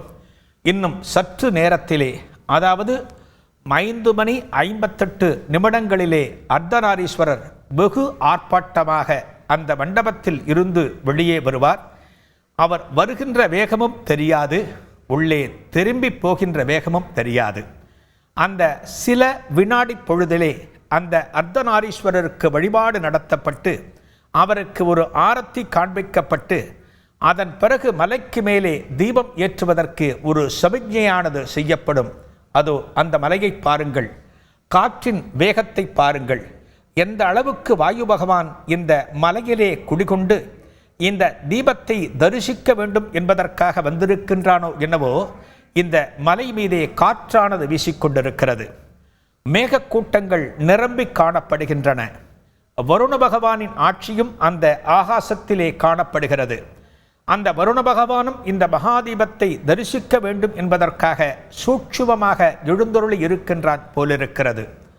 விண்ணுலகத்திலே வாழ்கின்ற அனைத்து தேவர்களும் இந்த நேரத்திலே, இந்த வேளையிலே இங்கே திருவண்ணாமலையிலே கூடியிருப்பார்கள். இந்த மலைக்கு மேலே பல சித்தர்களும் மகான்களும் வாழ்கின்ற காரணத்தாலும், மலையே ஈசனாக கருதப்படுகின்ற காரணத்தினாலுமே மனிதர்களான நாம், அதாவது பாவச் செயல்களை புரிந்து வாழ்கின்ற நாம் இந்த மலைக்கு மேலே ஏறக்கூடாது. இந்த மலைக்கு மேலே ஏறி இருப்பவர்கள், அதாவது தீபத்தை ஏற்றுவதற்காக ஏறி இருப்பவர்கள் எப்படிப்பட்ட ஒரு சங்கல்பத்தை எடுத்துக்கொண்டு புறப்படுவார்கள் தெரியுமா? அண்ணாமலையான் திருச்சந்நிதிக்கு வந்து, இறைவனே எங்களை மன்னித்து விடுங்கள், உங்கள் மலைக்கு மேலே நாங்கள் ஏறப்போகிறோம், இந்த தீபத்தை ஏற்றுவதற்காக ஏறப்போகிறோம், நாங்கள் பாவங்களை செய்திருந்தால் அந்த பாவங்களை மன்னித்து இந்த மலையிலே ஏறுவதற்கு எங்களையும் அனுமதியுங்கள் என்று பிரார்த்தனை செய்துவிட்டு ஈசனின் அடிகளை தொழுதுவிட்டு அதன் பிறகுதான் மலைக்கு மேலே ஏறுவார்களாம். இவர்களும் விரதம் இருந்து என்னென்ன அனுஷ்டானங்களை, என்னென்ன ஆச்சாரங்களை பின்பற்ற வேண்டுமோ அனைத்தையும் பின்பற்றித்தான் அந்த மலைக்கு மேலே ஏறுவார்களாம். சாதாரணமான மானுடர்கள் போல நாமும் இந்த மலைக்கு மேலே ஏற வேண்டும் என்று நினைக்கக்கூடாது. அந்த காரணத்தினால்தான் ஆரம்பத்திலேயே சொன்னேன், இங்கு மலைக்கு மேலே ஏறுவதை விட இந்த மலையை கிரிவலம் வருவதுதான் சிறப்பு. இந்த கிரிவலம் வருகின்ற போது இங்கே இருக்கின்ற மூலிகை காற்று நம்மேல் படும், இங்கே வாழ்கின்ற சித்தர்களின் அருளாசி நம்மேல் வீசும், இந்த இறைவனின் அருளும் கிடைக்கும். கிரிவல பாதையிலே காணப்படுகின்ற அஷ்டலிங்கங்கள் உட்பட எண்ணற்ற திருச்சந்நிதிகளை தரிசித்து விட்டால் அந்த ஆசிகளும் நமக்கு கிடைக்கும். அந்த காரணத்தினால்தான் கிரிவலம் சிறப்பு. தற்போது மலையை காணுங்கள். இது திருவண்ணாமலை மலையின் உச்சி. ஒவ்வொரு யுகத்திலும் ஒவ்வொரு விதமாக காட்சியளித்த இந்த மலை தற்போது கல் மலையாக காட்சி தருகிறது. அந்த தீபத்தை ஏற்றுவதற்காக பக்தர்கள் காத்து கொண்டிருக்கின்ற காட்சிகளை நாம் பார்த்து கொண்டிருக்கிறோம். இவர்கள் சாதாரணமானவர்கள் அல்ல. ஒவ்வொரு வருடமும் இறைவனின் பரிபூரண அருளோடு இவர்கள்தான் இந்த மலைக்கு செல்ல வேண்டும் என்று எவர்கள் நியமிக்கப்பட்டிருக்கிறார்களோ, எவர்களுக்கு அந்த ஆசிகள் உண்டோ, அவர்களே இந்த மலைக்கு மேலே தற்போது ஏறியிருக்கிறார்கள். அந்த மலைக்கு மேலே தீபம் இன்னும் சற்று நேரத்தில் ஏற்றப்பட உள்ளது. அர்த்தநாரீஸ்வரர் வரப்போகின்ற அந்த வேளைக்காக பக்தர்கள் காத்து கொண்டிருக்கிறார்கள். நமச்சிவாய நாமத்தை சொல்லி, அந்த இறைவனின் திருநாமத்தை சொல்லி, அந்த இறைவனை தரிசிக்கின்ற வேளையில் நமது பாவெல்லாம் அகன்று விடாதா, நாம் புண்ணியத்தை பெறமாட்டோமா என்று காத்து கொண்டிருக்கிறார்கள். இன்றைய தினம் இந்த தீபத்தை தரிசித்தால், மகாதீபத்தை தரிசித்தால் புழுக்கள், பறவைகள், வெகு சாதாரணமான கொசுக்கள் போன்ற எத்தனையோ ஜீவன்கள் முக்தி பெறுவதாக ஒரு ஸ்லோகம் உண்டு. மரங்கள், நீர்நிலைகளில் வசிக்கின்ற ஜீவராசிகள், இன்னும் இந்த பூமியில் என்னென்ன ஜீவராசிகள் காணப்படுகின்றனவோ அத்தனை ஜீவராசிகளும் ஒரு கணம் இந்த தீபத்தை தரிசித்து விட்டால் இந்த பிறவியானது பூர்த்தி அடைந்து விடுமாம். பாருங்கள், எப்பேற்பட்ட அனுக்கிரகம் அது! ஒரு புழுவுக்கும் பூச்சிக்கும் ஒரு தாவரத்திற்கும் கூட ஒரு முக்தியை இறைவனால் வழங்க முடிகிறது என்று சொன்னால் அதுதான் நமது மதத்தின் சிறப்பு, நமது புராணங்களின் சிறப்பு. அப்பேற்பட்ட அந்த தீபத்திற்காகத்தான் அனைவரும் காத்து கொண்டிருக்கிறார்கள். அடிமுடி காணா அண்ணாமலை என்று சொல்வோம். அண்ணாமலை என்று சொன்னால் நெருங்க முடியாத மலை என்று பொருள். நெருங்க முடியாத மலை என்று சொன்னால் அக்னி மலை. அக்னியை நாம் அனைவரும் நெருங்க முடியாது. என்ன காரணத்தினால் இது அக்னி மலையானது? அடிமுடி காணா அண்ணாமலை என்று சொல்வோம். ஒருமுறை பிரம்மனுக்கும் மகாவிஷ்ணுவுக்கும் எவர் பெரியவர் என்கிற போட்டி வந்தபோது பிரம்மா ஆகப்பட்டவர் முடியை தேடி அன்ன வடிவமெடுத்து மேலே பயணப்பட்டாராம். விஷ்ணு ஆகப்பட்டவர் வராக அவதாரம் எடுத்து வராக வடிவம் எடுத்து பாதாளத்திற்குள் போனாராம். இருவராலும் தரிசிக்க முடியவில்லை. அந்த நிலையிலே இறைவன் எப்படி அவருக்கு காட்சி கொடுத்தார் என்றால், ஜோதி சுரூபமாக மண்ணுலகுக்கும் விண்ணுலகுக்கும் உயர்ந்து ஜோதி பிழம்பாக காட்சி கொடுத்தாராம். அதாவது என்னுடைய அடியையும் முடியையும் எவராலும் காண இயலாது என்று இறைவன் சொன்னதாக புராண கதை. ஜோதி வடிவாக இறைவன் காட்சி கொடுத்த தினம் இன்றைய தினம். இப்போது புரிகிறதா? திருவண்ணாமலையிலே மகாதீபம் என்பது எதற்காக சிறப்பாக போற்றப்படுகிறது என்று சொன்னால், அர்த்தநாரீஸ்வரர் கதைக்காகவும் அடிமுடி காணா அண்ணாமலைக்காகவும் தான் போற்றப்படுகிறது. அப்பேற்பட்ட சிறப்பு கொண்ட இந்த திருத்தலத்திலே அக்னியின் சிறப்பு கொண்ட தீப வழிபாடுதான் வெகு சிறப்பானது. நமது இல்லத்திலே எந்த ஒரு நல்ல நிகழ்வாக இருந்தாலுமே, ஒரு பெரிய கடை திறப்பு விழா என்றாலுமே, ஒரு நிகழ்ச்சியின் துவக்கமாக இருந்தாலுமே மங்களகரமாக இருக்க வேண்டும் என்பதற்காக நாம் தீபத்தை ஏற்றுகிறோம். தீபம் ஏற்றுவது ஒரு புனிதமான நிகழ்வு. இதோ நாம் பார்த்து கொண்டிருக்கிறோம் அல்லவா, அந்த தீபமே வந்திருக்கிறது. இந்த தீபத்தை எடுத்துக்கொண்டு இந்த சுடரை எடுத்துக்கொண்டு போய்தான் இது பஞ்ச தீபம் என்று சொல்வார்கள். அந்த மகாபரணி தீபத்தின் போது ஏற்றக்கூடிய அந்த தீபம்தான் தற்போது எடுத்துச் செல்லப்படுகிறது. இந்த தீபம் போய் சேர்ந்தவுடனே இன்னும் சற்று நேரத்திலே அர்த்தநாரீஸ்வரர் மண்டபத்திற்கு வருவார். அர்த்தநாரீஸ்வரர் காட்சி கொடுத்தவுடனே அந்த மிக பிரம்மாண்டமான தீவட்டி என்று சொல்லக்கூடிய அதை கொண்டு அகண்ட தீபத்தை ஏற்றுவார்கள். அந்த அகண்ட தீபம் ஏற்றப்பட்ட பின்னால் மலைக்கு மேலே இருக்கின்ற அன்பர்களுக்கு ஒரு சமிக்ஞை செய்வார்கள். அந்த சமிக்ஞையை புரிந்து கொண்டவர்கள் மகாதீபத்தை ஏற்றுவார்கள். அந்த மகாதீபம் ஏற்றப்படுகின்ற அந்த தருணத்திற்காகத்தான் இதோ இத்தனை பேரும் காத்து கொண்டிருக்கிறார்கள். அந்த மகாதீபத்தை தரிசித்து விட்டால் நாம் செய்த பாவங்கள், நமது சகல தோஷங்களும் அகன்று விடுவதாக புராணங்கள் சொல்கின்றன. இதோ அந்த தீபத்தை தரிசிப்பதற்காக நீங்களும் காத்திருங்கள். உங்கள் விழிகளை இந்த திரையில் இருந்து எடுத்து விடாதீர்கள். எந்த நேரத்திலே அந்த மகாதீபம் ஏற்றப்பட போகிறது, எந்த நேரத்திலே அர்த்தநாரீஸ்வரர் உள்ளிருந்து வரப்போகிறார், அந்த அர்த்தநாரீஸ்வரரின் நடனத்தை நீங்கள் தரிசிக்க வேண்டாமா? அவருக்கு காட்டுகின்ற ஆரத்தியை பார்க்க வேண்டாமா? அது முடிந்த பின்னால் அந்த அகண்ட தீபம் ஏற்றப்படுவதை பார்க்க வேண்டாமா? அதன் பின்னால் மகாதீபம் ஏற்றப்படுவதை தரிசிக்க வேண்டாமா? அந்த மகாதீபம் ஏற்றப்பட்ட பின்னால் திருவண்ணாமலையின் தெருக்கள் எங்கும் தீபம் பிரகாசிக்கும். வான வேடிக்கைகள் இந்த இரவு நேரத்தையே பகலாக மாற்றும். இன்னொரு தீபாவளியா திருவண்ணாமலையில் என்றெல்லாம் தோன்றுகிற அளவுக்கு அந்த திருவண்ணாமலையின் கிரிவல பாதையிலும் பக்தர்கள் வசிக்கின்ற இல்லங்களிலும் வான வேடிக்கைகள் நிகழ உள்ளன. இதோ பக்தர்கள் காத்து கொண்டிருக்கிறார்கள். எத்துணை மணி நேரங்களாக காத்திருந்தாலுமே இந்த இறைவனின் மகாதீபத்தை தரிசிக்கின்ற நேரம்தான் எங்களுக்கு பொன்னான நேரம் என்று காத்து கொண்டிருக்கிறார்கள். எத்துணை இடர்பாடுகள், ஒரு எள் விழுந்தாலும் இடம் இருக்காது என்று சொல்வார்கள். அதுபோன்ற பக்தர்கள் நெருக்கமாக காட்சியளித்து கொண்டிருக்கிறார்கள். அத்தனையும் அந்த தீபத்தை தரிசித்த பின்னால், அந்த மகாதீபத்தை தரிசித்த பின்னால் அவர்கள் இத்தனை நேரம் காத்திருந்தது எந்த விதத்திலும் அவர்களுக்கு ஒரு சோகத்தையோ வருத்தத்தையோ கொடுக்காது. இத்தகைய தருணத்திற்காகத்தானே நாங்கள் காத்திருந்தோம் என்று ஆனந்தமாக காத்து கொண்டிருக்கிறார்கள். இதோ இன்னும் சற்று நேரத்திலே அர்த்தநாரீஸ்வரர் திருவடிவம் வரப்போகிறது. அர்த்தநாரீஸ்வரர் சிவனும் உமையும் இணைந்த ஒரு அற்புதமான திருவடிவம். சர்வேஸ்வரனுக்கு எத்தனையோ வடிவங்கள் உள்ளன. சந்திரசேகரர், சண்டிகேஸ்வரர், நடராஜர், எத்தனையோ சொல்கிறோம். அதிலே இந்த அர்த்தநாரீஸ்வரரும் ஒரு திருவடிவம், முக்கியமான திருவடிவம். குறிப்பாக மனதிலே எந்தவிதமான குழப்பமும் இருக்கின்ற தம்பதியர்கள் வணங்க வேண்டிய திருவடிவம் அர்த்தநாரீஸ்வரர். இல்லறத்தின் ஒற்றுமையை நமக்கு உணர்த்தும் விதமாக இறைவனை எத்தனையோ யுகங்களுக்கு முன்னால் நமக்கு உணர்த்திய திருவடிவம். அந்த அர்த்தநாரீஸ்வரர் வருகைக்காக அனைவரும் காத்து கொண்டிருக்கிறார்கள். மலைக்கு மேல் தீபம் ஏற்றுவதற்காக காத்து கொண்டிருக்கிறவர்கள் அந்த அர்த்தநாரீஸ்வரர் வருகையை எதிர்பார்த்து கொண்டிருக்கிறார்கள். தீப கொப்பரை சொன்னோம், மிக பிரம்மாண்டமான கொப்பரை. அந்த கொப்பரையிலே தீபம் ஏற்றப்பட உள்ளது. ஒரு சாதாரணமான அகல் விளக்கு ஏற்றுவது புண்ணியம் என்று சொன்னால், பிரம்மாண்டமான அந்த கொப்பரை தீபம் எத்துணை நாட்கள் எரியப் போகின்றன? 11 நாட்கள் தொடர்ந்து எரியப் போகின்றன. இன்றைய தினம் திருவண்ணாமலைக்கு வந்து இந்த தீபத்தை தரிசிக்க முடியாத அன்பர்கள் நாளை வரலாம், அதற்கு மறுநாள் வரலாம். 11 நாட்கள் வரை வந்து அந்த தீபத்தை தரிசிக்கலாம். ஒரே நாளிலே அனைவரும் வந்தால் இந்த திருவண்ணாமலை தாங்காது.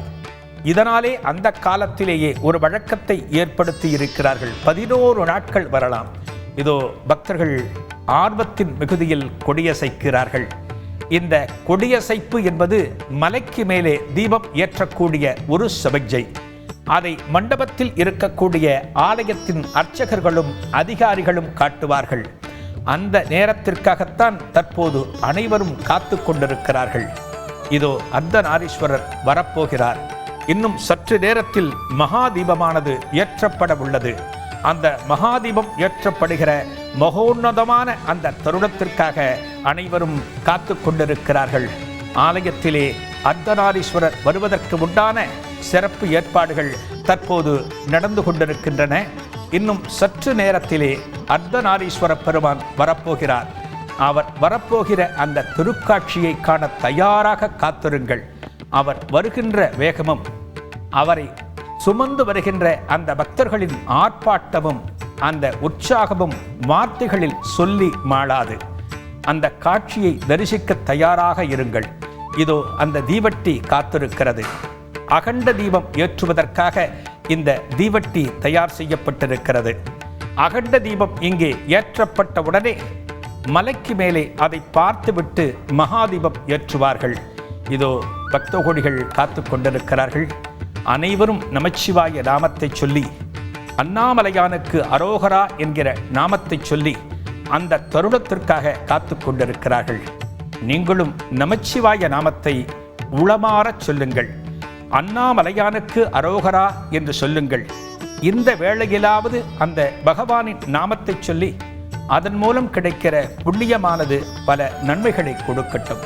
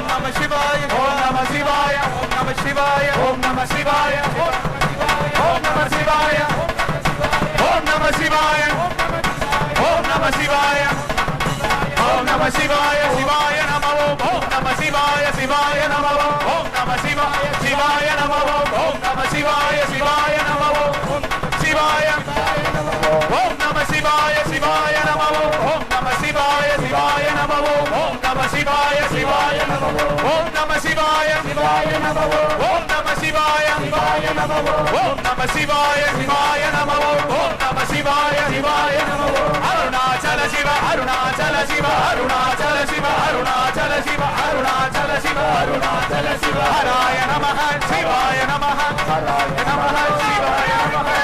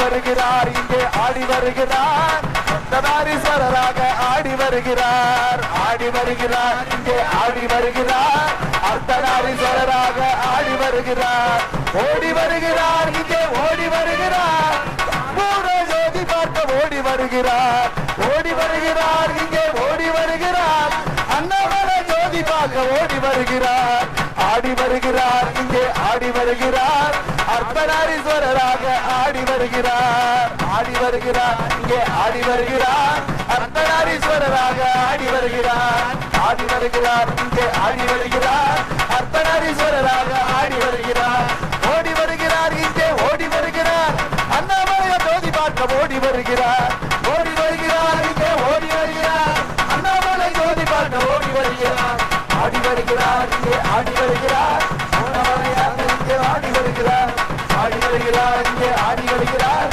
அர்த்தநாரீஸ்வரராக ஆடி வருகிறார் ஆடி வருகிறார் இங்கே ஆடி வருகிறார் அர்த்தநாரீஸ்வரராக ஆடி வருகிறார் ஆடி வருகிறார் இங்கே ஆடி வருகிறார் அர்த்தநாரீஸ்வரராக ஆடி வருகிறார் ஆடி வருகிறார் இங்கே ஆடி வருகிறார் அர்த்தநாரீஸ்வரராக ஆடி வருகிறார் ஆடி வருகிறார் இங்கே ஆடி வருகிறார் அர்த்தநாரீஸ்வரராக ஆடி வருகிறார் ஆடி வருகிறார் இங்கே ஓடி வருகிறார்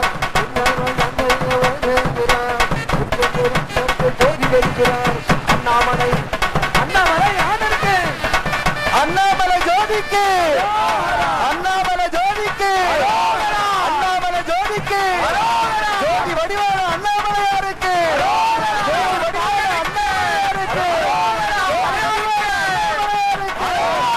அண்ணாமலை யாருக்கு அருப்பெருஞ்சோதி அருப்பெருஞ்சோதி ஜோதி வடிவான அண்ணாமலை யாருக்கு அர்த்தநாரீஸ்வரருக்கு அபயோடு பாலனுக்கு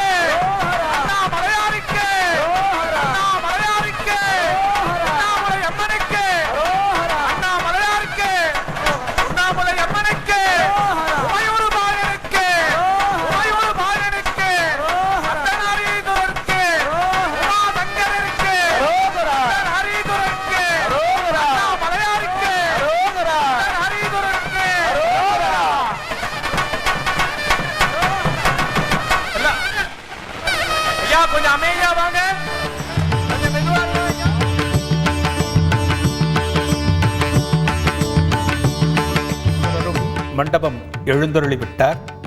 அண்ணாமலையார் தீபமும் ஏற்றப்பட்டு விட்டது. எந்தெந்த நற்தருணங்களுக்காக நாம் காத்து கொண்டிருந்தோமோ அவை அனைத்தும் நிகழ்ந்துவிட்டன. ஆடி வந்து மண்டபத்தினுள் பக்தர்களுக்கு தரிசனம் தந்த அந்த அர்த்தநாரீஸ்வரரை அனைவரும் தரிசித்திருப்பீர்கள். வருடத்தில் ஒரு முறை மட்டுமே, அதாவது இன்றைய தினம் மட்டுமே பக்தர்களுக்கு காட்சி தருகிற அர்த்தநாரீஸ்வரர் திருவடிவம்தான் நாம் தரிசித்த திருவடிவம். அதேபோல மலைக்கு மேலே அந்த பகவான் வந்தவுடன் ஏற்றப்பட்ட தீபத்தையும் நாம் தரிசித்தோம். இந்த அர்த்தநாரீஸ்வரரையும் தீபத்தையும் ஒரு சேர தரிசித்த பக்தர்களின் முகத்தில் எழுந்த மகிழ்ச்சியையும் அந்த சந்தோஷத்தையும் நாம் பார்த்தோம். இவற்றையெல்லாம் பார்த்த பின்னால் அந்த திருவண்ணாமலையிலே நிகழ்கிற வான வேடிக்கைகளை தற்போது நாம் பார்த்தோம். இனிதான் ஒவ்வொருவர் இல்லத்திலும் தீபங்களை ஏற்றப் போகிறார்கள். மலைக்கு மேலே தீபத்தை தரிசித்த பிறகுதான் அவரவர்கள் இல்லங்களில் தீபம் ஏற்றுவார்கள். இறைவனுக்கு பொரி உருண்டைகளையும் இன்னவற்றையும் நிவேதனம் செய்வார்கள். வருடத்திலே எத்தனையோ திருவிழாக்கள் இருந்தாலுமே இந்த தீபத் திருவிழாவின் சிறப்பு என்னவென்று சொன்னால், தீபத்தை தரிசித்தால், அதாவது ஒளியை நாம் பார்த்தால் நமது மனதிற்குள் ஒரு மகிழ்ச்சியானது, ஒரு பரவசமானது ஏற்படும். அந்த பரவசம் நமது மனதோடு மட்டுமல்ல, நமது உணர்வோடு, நமது வாழ்க்கையோடு சம்பந்தப்பட்டது. இந்த திருவண்ணாமலை தீபத்தை தரிசித்தவர்கள் அனைவருக்குமே அந்த பேரு நிச்சயமாக கிடைத்துவிடும். இறைவனின் பரிபூரணமான அருள் கிடைத்துவிடும். அண்ணாமலையாரை இன்றைய தினம் நேரில் சென்று தரிசிக்காவிட்டால் என்ன, இந்த காட்சிகளை தரிசித்தாலே அண்ணாமலையாரின் பேரருள் நம் அனைவருக்குமே கிடைத்துவிடும். வாழ்க்கையில் ஒரு முறையேனும் நாமெல்லாம் தரிசிக்க வேண்டிய திருத்தலம் திருவண்ணாமலை. அந்த திருவண்ணாமலையிலே கிரிவலம் சென்றால் நமக்குள் எத்தகைய மாற்றங்கள் நிகழும், நமது வாழ்க்கையில் எத்தகைய மலர்ச்சிகள் ஏற்படும் என்பதெல்லாம் புராணங்கள் ஏராளம் சொல்லியிருக்கின்றன. இந்த கலியுகத்திலே நமது பாவங்களை போக்குவதற்கும் வியாதிகளில் இருந்து மீள்வதற்கும் மருத்துவர்களை விட நமக்கு மிகச்சிறந்த தீர்வாக காணப்படுவது ஆலயங்கள். அந்த ஆலயங்களிலே எழுந்தருளியிருக்கின்ற தெய்வங்கள் இன்றைக்கோ நேற்றைக்கோ பிரதிஷ்டை செய்யப்பட்டன அல்ல. இவையெல்லாம் பல நூறு ஆண்டுகளுக்கு முன்னால், பல்லாயிரம் ஆண்டுகளுக்கு முன்னால் பிரதிஷ்டை செய்யப்பட்ட தெய்வங்கள். அந்த தெய்வங்களுக்கு இருக்கின்ற சக்திகளும் ஆற்றல்களும் மகத்தானவை. இவற்றையெல்லாம் உணர்ந்து கொண்டு தெய்வத்தை தரிசித்து இறையருள் பெறுவதற்காக இந்த உலகத்தின் பல பகுதிகளில் இருந்தும் இன்றைய தினம் பக்தர்கள் திருவண்ணாமலையில் கூடியிருக்கிறார்கள். இந்த காட்சிகளை நாம் அனைவரும் இருந்த இடத்தில் இருந்தவாறு தரிசித்திருக்கிறோம். இந்த நேரலையை தந்தி தொலைக்காட்சி உங்கள் இல்லத்திற்கே கொண்டு வந்து சேர்த்திருக்கிறது. திருவண்ணாமலை மறக்க முடியாத திருத்தலம். இருந்த இடத்தில் இருந்தே நினைத்தவாறு இறையருள் கிடைக்கக்கூடிய திருத்தலம். எத்தனையோ மகான்கள் ஆராதித்திருக்கிறார்கள். எத்தனையோ அருளாளர்கள் இங்கே வாழ்ந்திருக்கிறார்கள். வாழ்க்கையின் நிலையாமை எது, வாழ்க்கையில் எது நமக்கு வேண்டும் என்பதை சுமார் 50 ஆண்டுகளுக்கு மேலாக இங்கே வாழ்ந்த ரமண மகரிஷி சொல்லியிருக்கிறார். எந்த காலத்திலும் அகந்தை கூடாது, மமதை கூடாது. மனித குணம் என்பது பொறுமைதான். அந்த பொறுமையும் மகிழ்ச்சியும் மலர்ச்சியும் நமக்கு என்றென்றும் ஏற்பட வேண்டும் என்பதற்காக இந்த திருவண்ணாமலை தரிசனம் நம் அனைவருக்குமே நிச்சயமாக உதவும். இந்த திருவண்ணாமலை தரைத்தளத்திலே தீபம் ஏற்றப்பட்ட வேளையிலே அந்த கோஷத்தை நாம் கேட்டோம். நமச்சிவாய வாழ்க, நாதன் தாள் வாழ்க, அண்ணாமலையானுக்கு அரோகரா என்கிற கோஷத்தையெல்லாம் கேட்டோம். அவையெல்லாம் நம் உள்ளமெங்கும் நிறையட்டும். அந்த இன்பம்தான் நமது வாழ்க்கையிலே மறுமலர்ச்சியை ஏற்படுத்தக்கூடியது. அற்புதமான இந்த மாலை வேளையிலே, தீபத் திருவிழா காலத்திலே உங்களது இல்லத்திலும் தீபம் சுடர்விட்டு பிரகாசிக்க வேண்டும். அந்த சுடர்விட்டு பிரகாசிக்கக்கூடிய தீபமானது உங்கள் அனைவரும் மன இருளையும் அகற்ற வேண்டும். அவற்றை அகற்றி இந்த இறைவனின் தரிசனம் நமக்கு கொடுக்கின்ற இன்பம்தான் நிரந்தரமான இன்பம். நாம் கொண்டிருக்கிற பொருளோ பொன்னோ என்றைக்கும் நிரந்தரமல்ல. இறைவனிடம் இருந்து நமக்கு கிடைக்கக்கூடிய ஆனந்தம், அந்த பரவசம்தான் நிலைத்து நிற்கக்கூடியது. இதைத்தான் திருவண்ணாமலை மகான்கள் நமக்கு சொல்லியிருக்கிறார்கள். அவற்றையெல்லாம் உணர்ந்து இறை இன்பத்தை பெற வேண்டும் என்கிற எண்ணமானது நம் ஒவ்வொருவருக்கும் வர வேண்டும். இதோ பக்தர்கள் கூடி நிற்க அந்த தெய்வத் திருமேனிகள் திருச்செநிதிக்குள் திரும்பச் செல்கின்றன. மீண்டும் இந்த மகாதீபத்தை நாம் தரிசிப்பதற்கு இன்னும் ஒரு வருடம் காத்து கொண்டிருக்க வேண்டும். அடுத்த வருடம் வருகின்ற வரை இந்த தீபத்தை நாம் தரிசித்த மலர்ச்சியானது, அந்த பரவசமானது அடுத்த ஒரு வருடம் வரை நம் மனதிலே நிச்சயமாக தங்கும் என்பது அனுபவப்பட்ட பக்தர்களுக்கு நன்றாகவே தெரியும். அண்ணாமலையான் நாமத்தை சொல்லுங்கள், அருணாச்சலத்தை போற்றுங்கள்.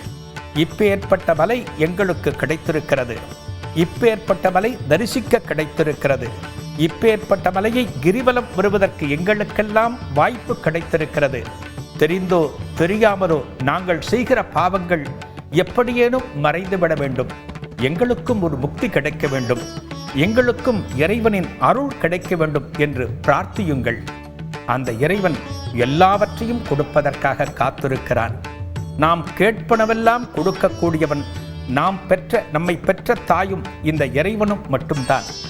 அன்னையிடம் இருந்து எவையெல்லாம் நமக்கு உரிமையாக கிடைக்கிறதோ அவை அத்தனையும் இறைவனிடம் இருந்தும் கிடைக்கும். இறைவனை ஆராதியுங்கள், அண்ணாமலையானின் அடிகளை பணியுங்கள். அவன் எல்லா நலன்களையும் உங்களுக்கு வழங்குவதற்காக காத்து கொண்டிருக்கிறார். அண்ணாமலையானுக்கு அரோகரா அந்த நாமத்தை சொல்லுங்கள். அருணாச்சலமே போற்றி என்று கொண்டாடுங்கள். இந்த இன்பம் எல்லோருக்கும் கிடைத்து விடாது. எவருக்கெல்லாம் வாய்ப்பு கிடைத்திருக்கிறதோ, எவருக்கெல்லாம் இறையருள் கூடியிருக்கிறதோ அவர்களுக்கு மட்டுமே இத்தகைய தருணங்கள் வாய்க்கும். இந்த சிறப்பு நிகழ்ச்சியை கண்டு தரிசித்த உங்கள் அனைவருக்கும் அனைத்தும் நிச்சயமாக கிடைக்கும் என்பதில் எந்தவிதமான சந்தேகமும் இல்லை. திருவண்ணாமலை நினைத்து பார்க்கவே அற்புதமான திருத்தலம். அந்த இறைவனை வணங்கி மகிழுங்கள், அவனை போற்றுங்கள். அவன் அருள் என்றென்றும் நமக்கு காலம் முழுக்க கிடைக்க வல்லது. அண்ணாமலையான் அடி போற்றி. அண்ணாமலையானுக்கு அரோகரா.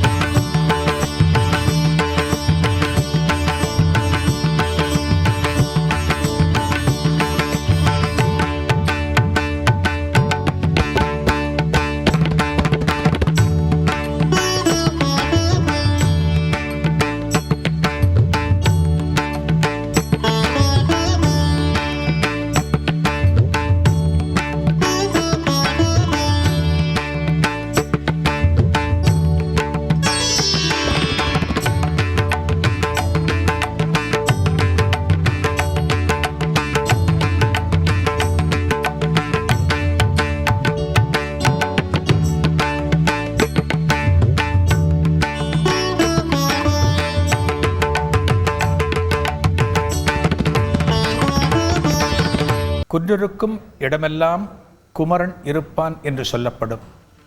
அதுபோல எங்கெங்கு மலைகள் காணப்படுகின்றனவோ அவை அனைத்திலும் தீபம் ஏற்றுவது மரபு. இவற்றுக்கெல்லாம் முத்தாய்ப்பாக காணப்படுகின்ற மலைதான் திருவண்ணாமலை. இந்த திருவண்ணாமலை திருத்தலத்திலேதான் தீபமானது முதலாக துவங்கியது. சர்வேஸ்வரனை சரண் புகுந்தால் சகலமும் நமக்கு கிடைத்துவிடும் என்பதை பார்வதி தேவி இந்த திருத்தலத்திலே பவழக்குன்றிலே தவம் இருந்து நமக்கு உணர்த்தினாள். அன்னையின் தவம் என்பது பொறுமையை காண்பிக்கக்கூடியது. எவரெல்லாம் பொறுமையை கடைப்பிடிக்கிறார்களோ அவர்கள் நினைத்தது நிச்சயம் நிறைவேறும் என்பதை பார்வதி தேவியின் தவத்தில் இருந்து நாம் உணர்ந்து கொள்ளலாம். அன்னை தவம் இருந்து இறைவனது இடது பாகத்தை பெற்றாள். அதுவே அர்த்தநாரீஸ்வரன். அந்த அர்த்தநாரீஸ்வரரை ஆண்டுக்கு ஒருமுறை தரிசிக்கக்கூடிய அந்த அற்புதமான திருவடிவத்தை நாம் தரிசித்தோம். மலைக்கு மேலே தீபத்தை தரிசித்தோம்.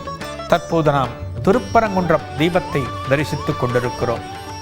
மலையிருக்கும் இடமெல்லாம் தீபம் ஏற்றப்படும் என்று சொன்னேன் அல்லவா? அதுபோல எங்கெங்கெல்லாம் மலை காணப்படுகிறதோ, திருச்செங்கோடு மலை, திருப்பரங்குன்றை மலை, அனைத்து மலைகளிலும் தீபமானது இன்றைய தினம் ஏற்றப்படுகிறது. திருப்பரங்குன்றம் அறுபடை வீடுகளுள் ஒன்று.